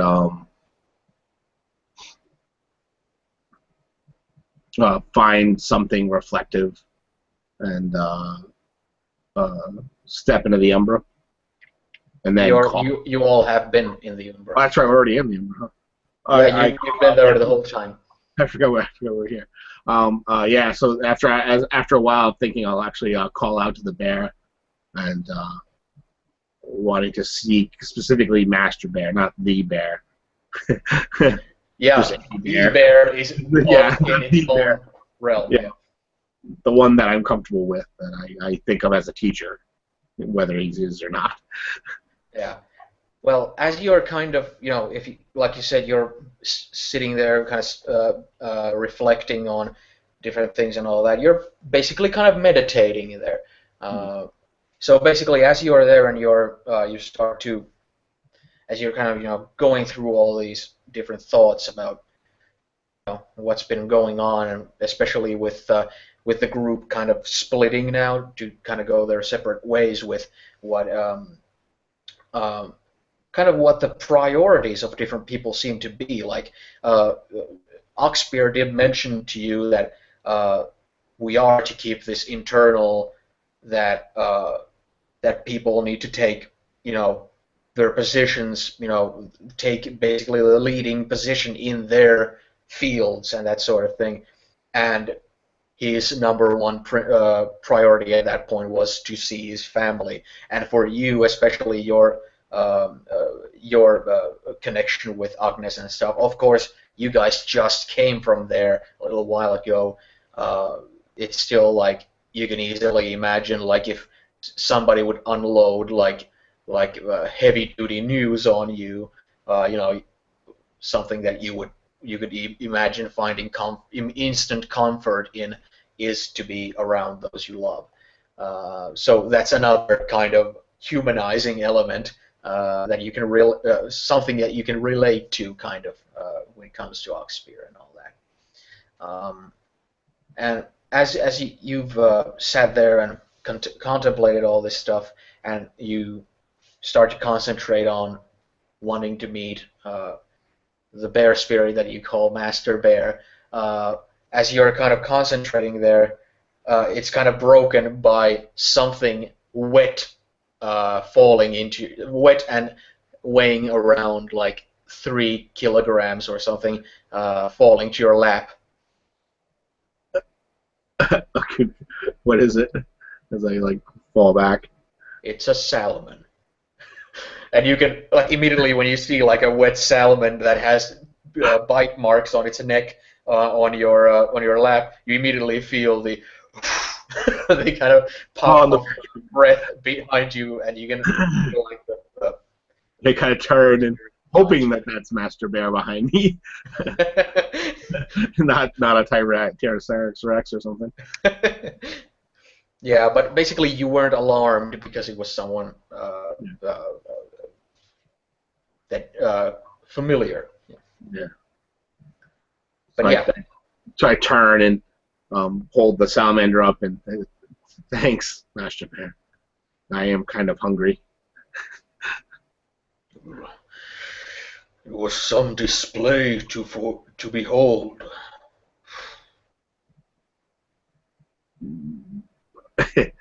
I guess you saw what I did. Of course.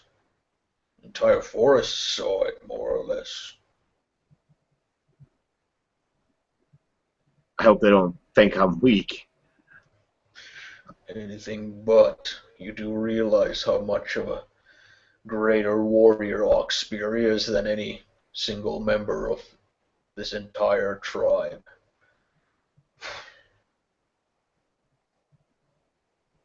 I just want him to. I just want him to listen. I don't know how to make him listen. I don't know what I can do to get him to listen. Well, it's the role you have in his life.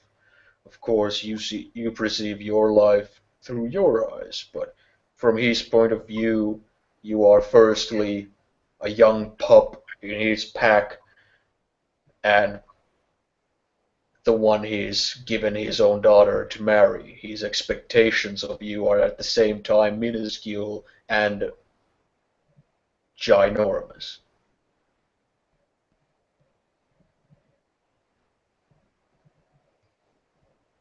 I feel that he's not.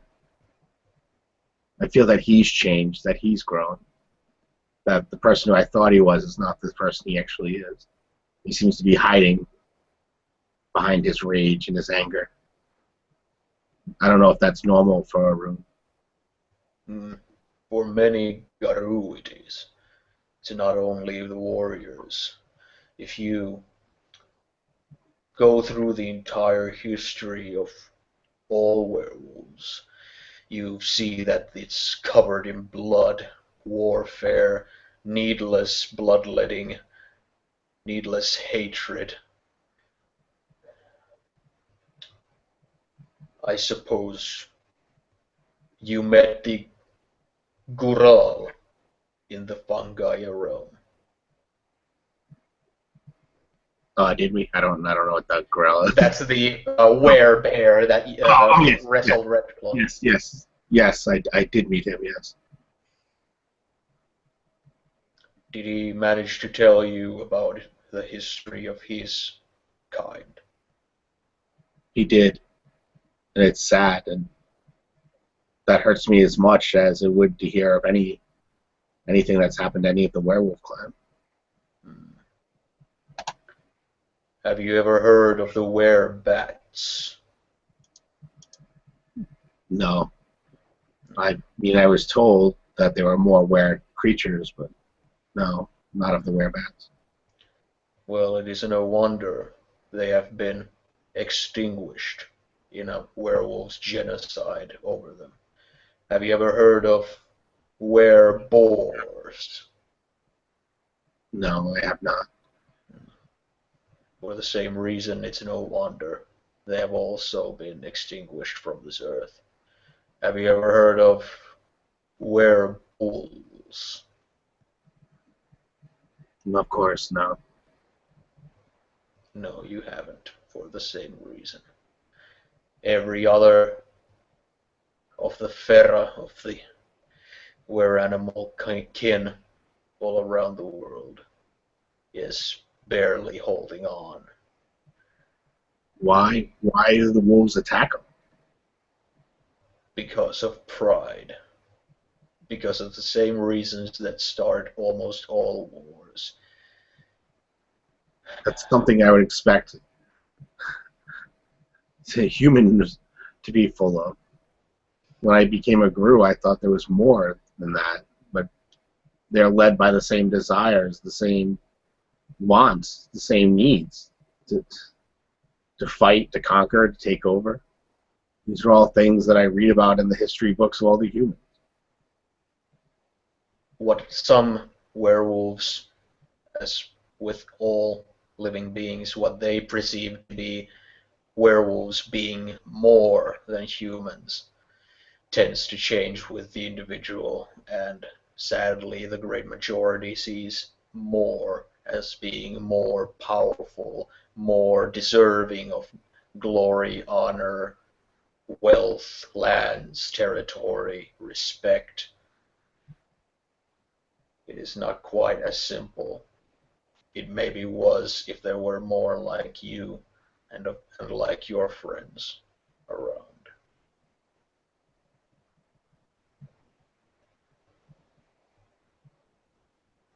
The problem, Master Bear, that I see is that I am a pup. I'm new. My friends are young. How can I make the elders believe if they don't just believe the words that I tell them to get them to do what we need? They're on the brink of killing each other for no reason. There are ways even those who feel themselves to be powerless can affect the power shifts of those above them. But I wouldn't confront them about it. You're someone who I feel confident to say to follow his heart, as I've been following the advances of your entire pack, mostly you, Red Claw, and Curious Mind. I've been most impressed. And would our entire future rest in the hands of the likes of you, I could actually rest easy. But it doesn't. That's exactly why it needs people like you. Don't worry so much about those who climb the hierarchy of a werewolf tribe. That's inconsequential to a large degree. And realize the power an individual can wield. And in your case, The bear doesn't take just anyone in. If you've noticed, none of your friends bear that totem around their neck. They haven't proved themselves worthy yet.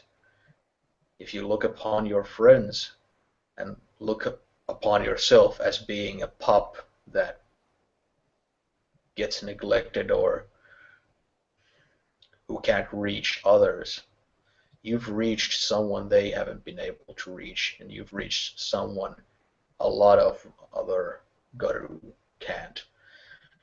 If you look around the elders, even if they are committed to the whims of the Fenris, not a lot of them walk around wielding a Fenris totem around their necks, which is one of the reasons why Good Death is such a warmonger, because he feels he's proving himself to Fenris. I'm glad you've chosen a more peaceful totem spirit.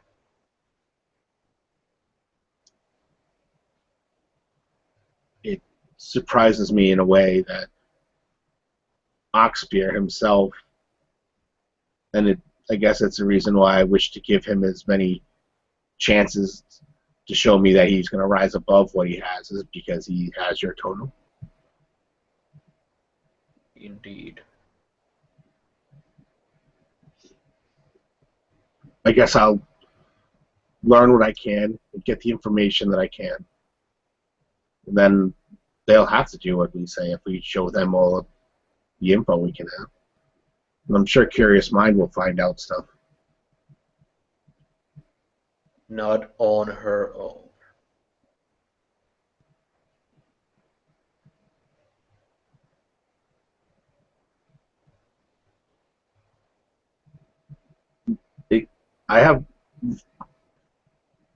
You're right. I shouldn't have left her go by herself. Well, I guess my question, I'm torn because when I'm here, when I'm with the bear, when I'm with the wolves, I understand the actions I had to do. But when I'm with the humans, it all comes back, and I feel that I murdered that person instead of putting her out of her own misery. And I'm torn between those two feelings. When I'm with you, I don't feel like I did anything wrong. Or when I'm just with my packmates, I feel okay. Though it's there, it's in the back of my mind. But when I'm in the town, and I'm before Agnes or any of the other humans, I feel that I'm a murderer. I feel like I'm someone who doesn't deserve anything. A residual of my old life, perhaps. But I can't make it just go away. I can't think it to not be. Nor should you.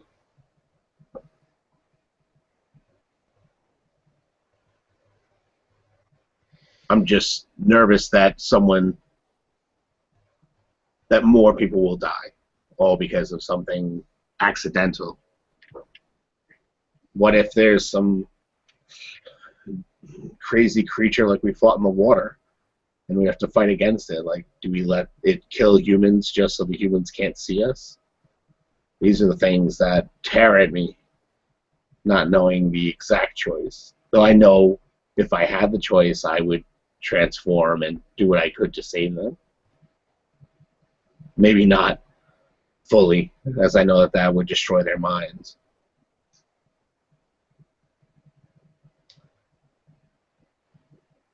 These are questions that even the elders toss and turn in their sleep over.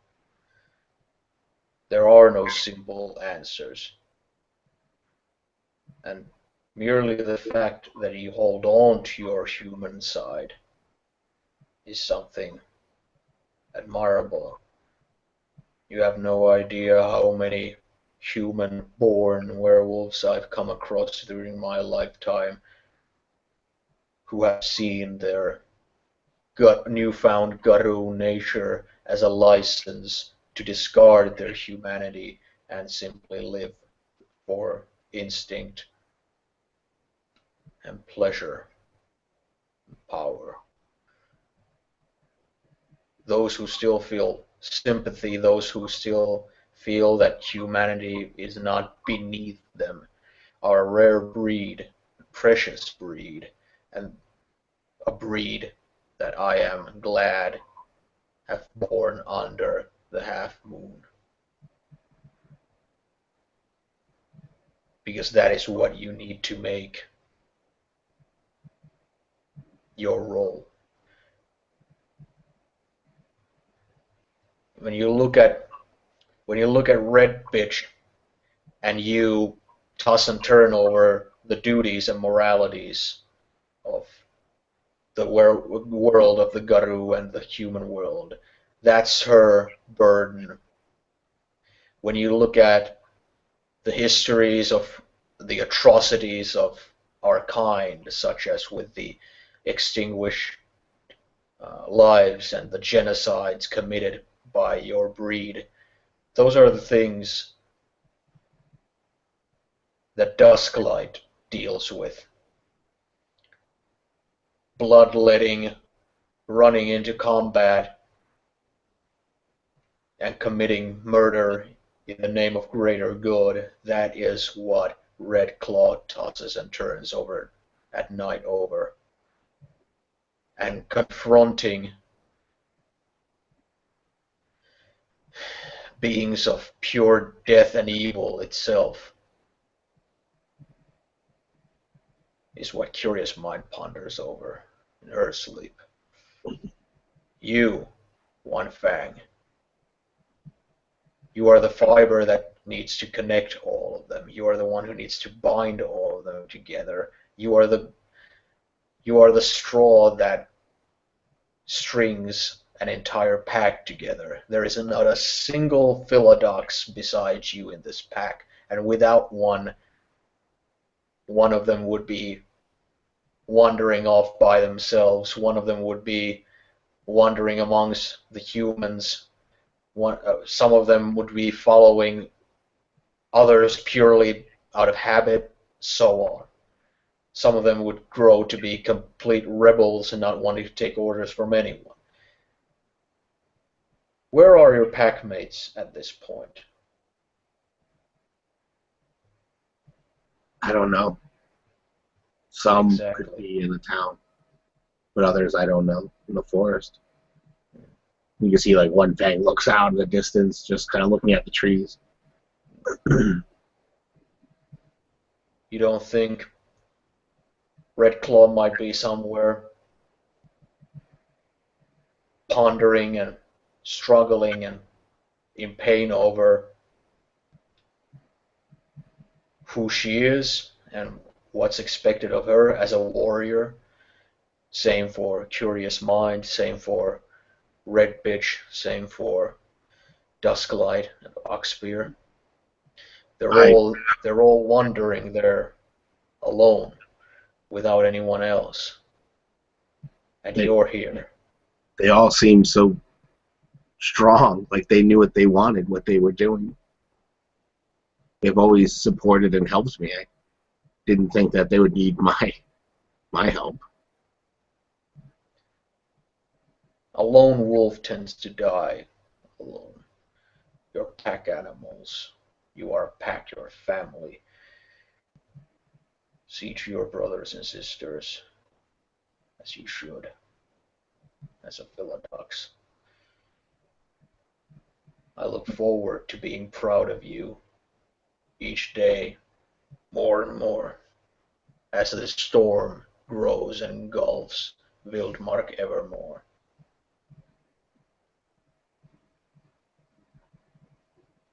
Thank you, Master Bear. And then as One Fang stands up and just slowly transforms into the massive wolf form, and then he just kind of scoops up that salamander and just swallows it down whole. It was a salmon, not a salamander. Oh, I thought you said salamander. I was cool with it either way. I'm like, yeah, whatever. Yeah, okay, so massive salmon. Yeah, so he swallows that down. and then kind of looks off into the distance, and kind of bows again like he normally does, and then I'm gonna run off towards the path that Curious Mind had taken. I'm just gonna continually send for her until I can find her. Yeah. As you do, you see Red Claw appearing from the tree line. I skid and halt. And then, obviously, using the wolf talk, I'm like, Red Claw, do you know where Curious Mind is? She looks around because she's in Hamid form right now, and she's dressed up, and she'll kind of just awkwardly scoot her way over towards you as if she's trying to be nonchalant, and she'll go, "That's what I'm trying to do now, is to find her. Come on, get your clothes on. Let us go, my friend." They're in the trees. I will get them on the way. All right, hurry up! Come, go! She'll say eagerly to you. One Fang can't help but smile as he runs forward.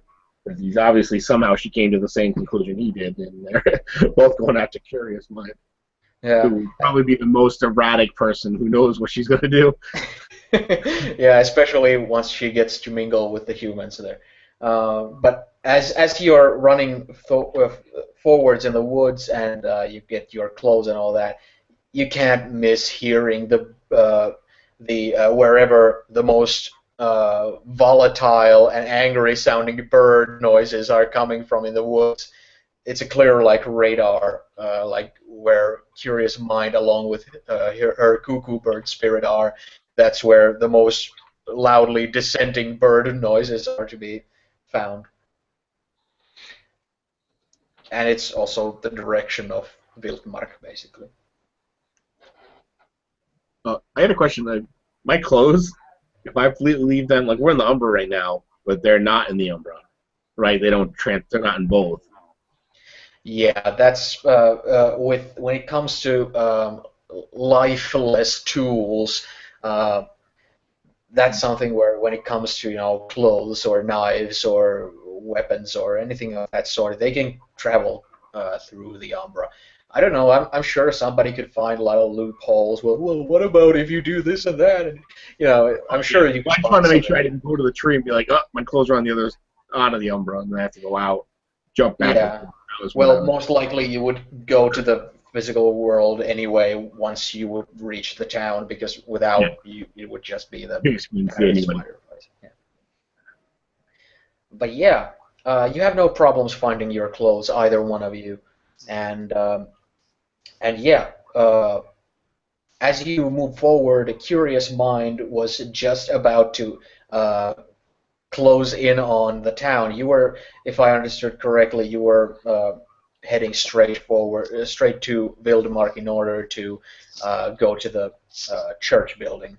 Yeah, the cuckoo bird, by the way, has already left again. I thanked him, and he went on his way.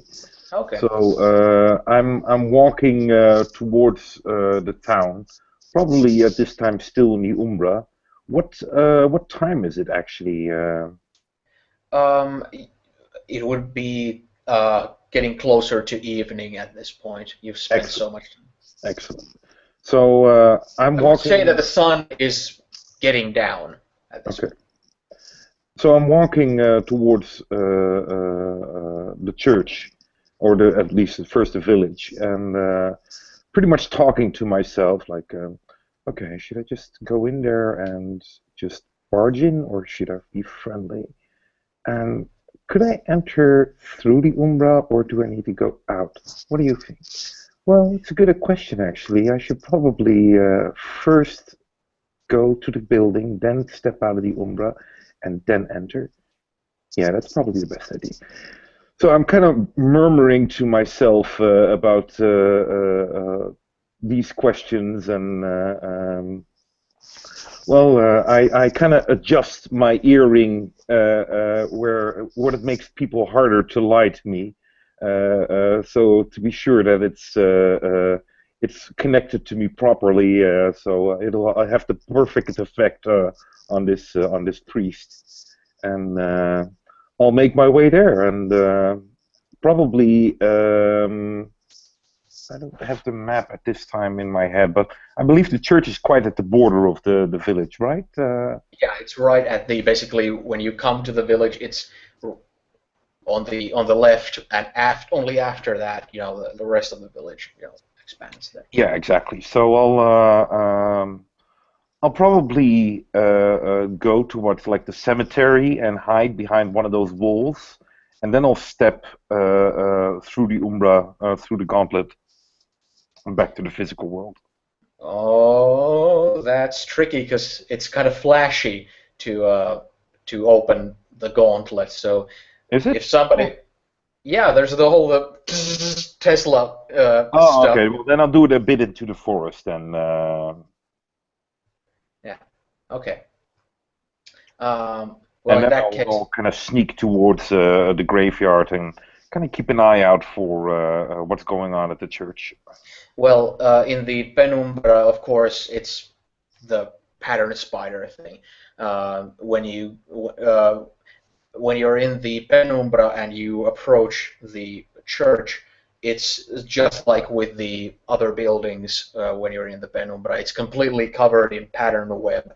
There's not a single hole or a door or anything of that sort. It's completely solid, and there's like because it's such a tall building compared to the one-story houses. The pattern web is kind of like it kind of like drapes off of it, and there's the giant spider on top of it slowly moving, and you haven't been this close to it before, and you can see that all its eyes are kind of like constantly like looking into different directions, and you feel like one of them at all times, at least one of the eyes is directly looking at you, and the legs are moving kind of slowly there with all the gear work and all that. But yeah, that's pretty much. It looks just like with before. Yeah, that thing kind of freaks me out, so I quickly step through the physical world.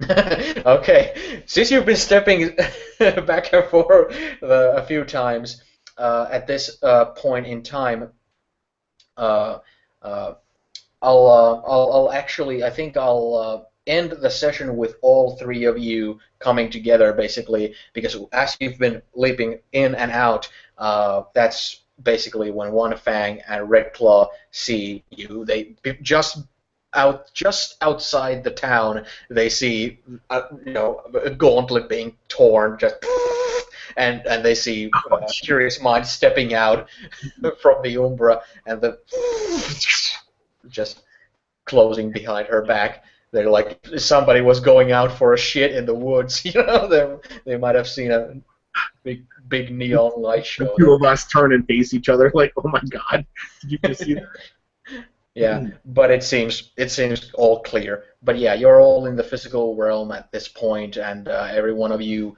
I'm guessing Curious Mind has also. Are you in your human form or in your? No, wolf form. Okay.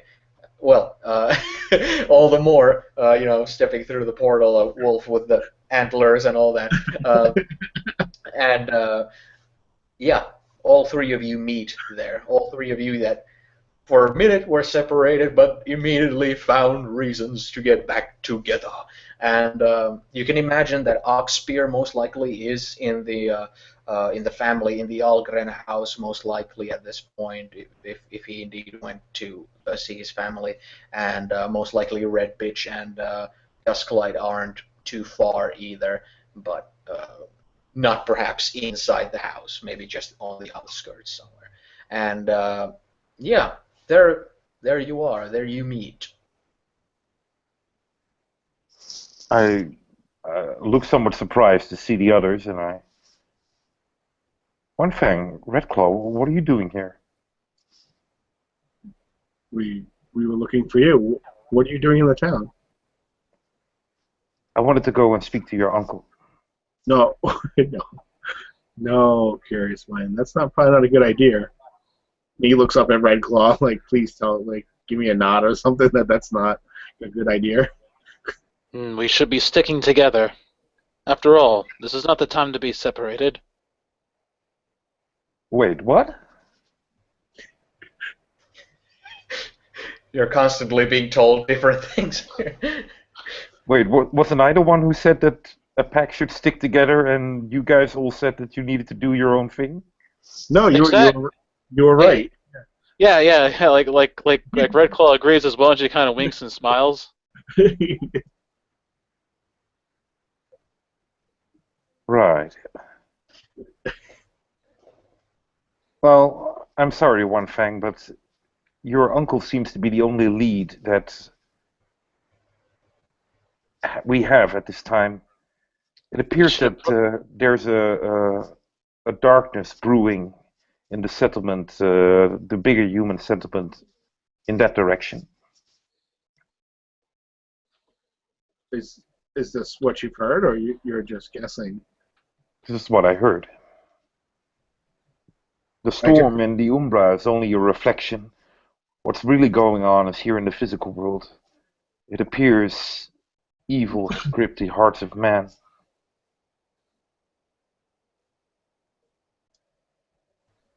I don't. I mean,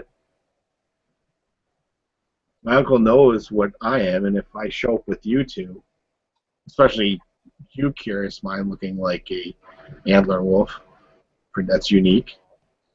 I'm sure he might wonder what you are. I don't. I've tried to speak to him on several occasions. I've gone and knocked on the door, but he hasn't answered. Trying to amend things from prior. At this point, the way he stared at me across the field, I'm not sure that there's going to be anything good coming out of this. Now, perhaps you should allow me to speak to him. Maybe we should do it together. That's an excellent closer. You speak together. Yeah. All right. I think this game has gone far enough for one session, since it's over midnight and everything here. But yeah, I'm gonna end the broadcast and yeah, be seeing you.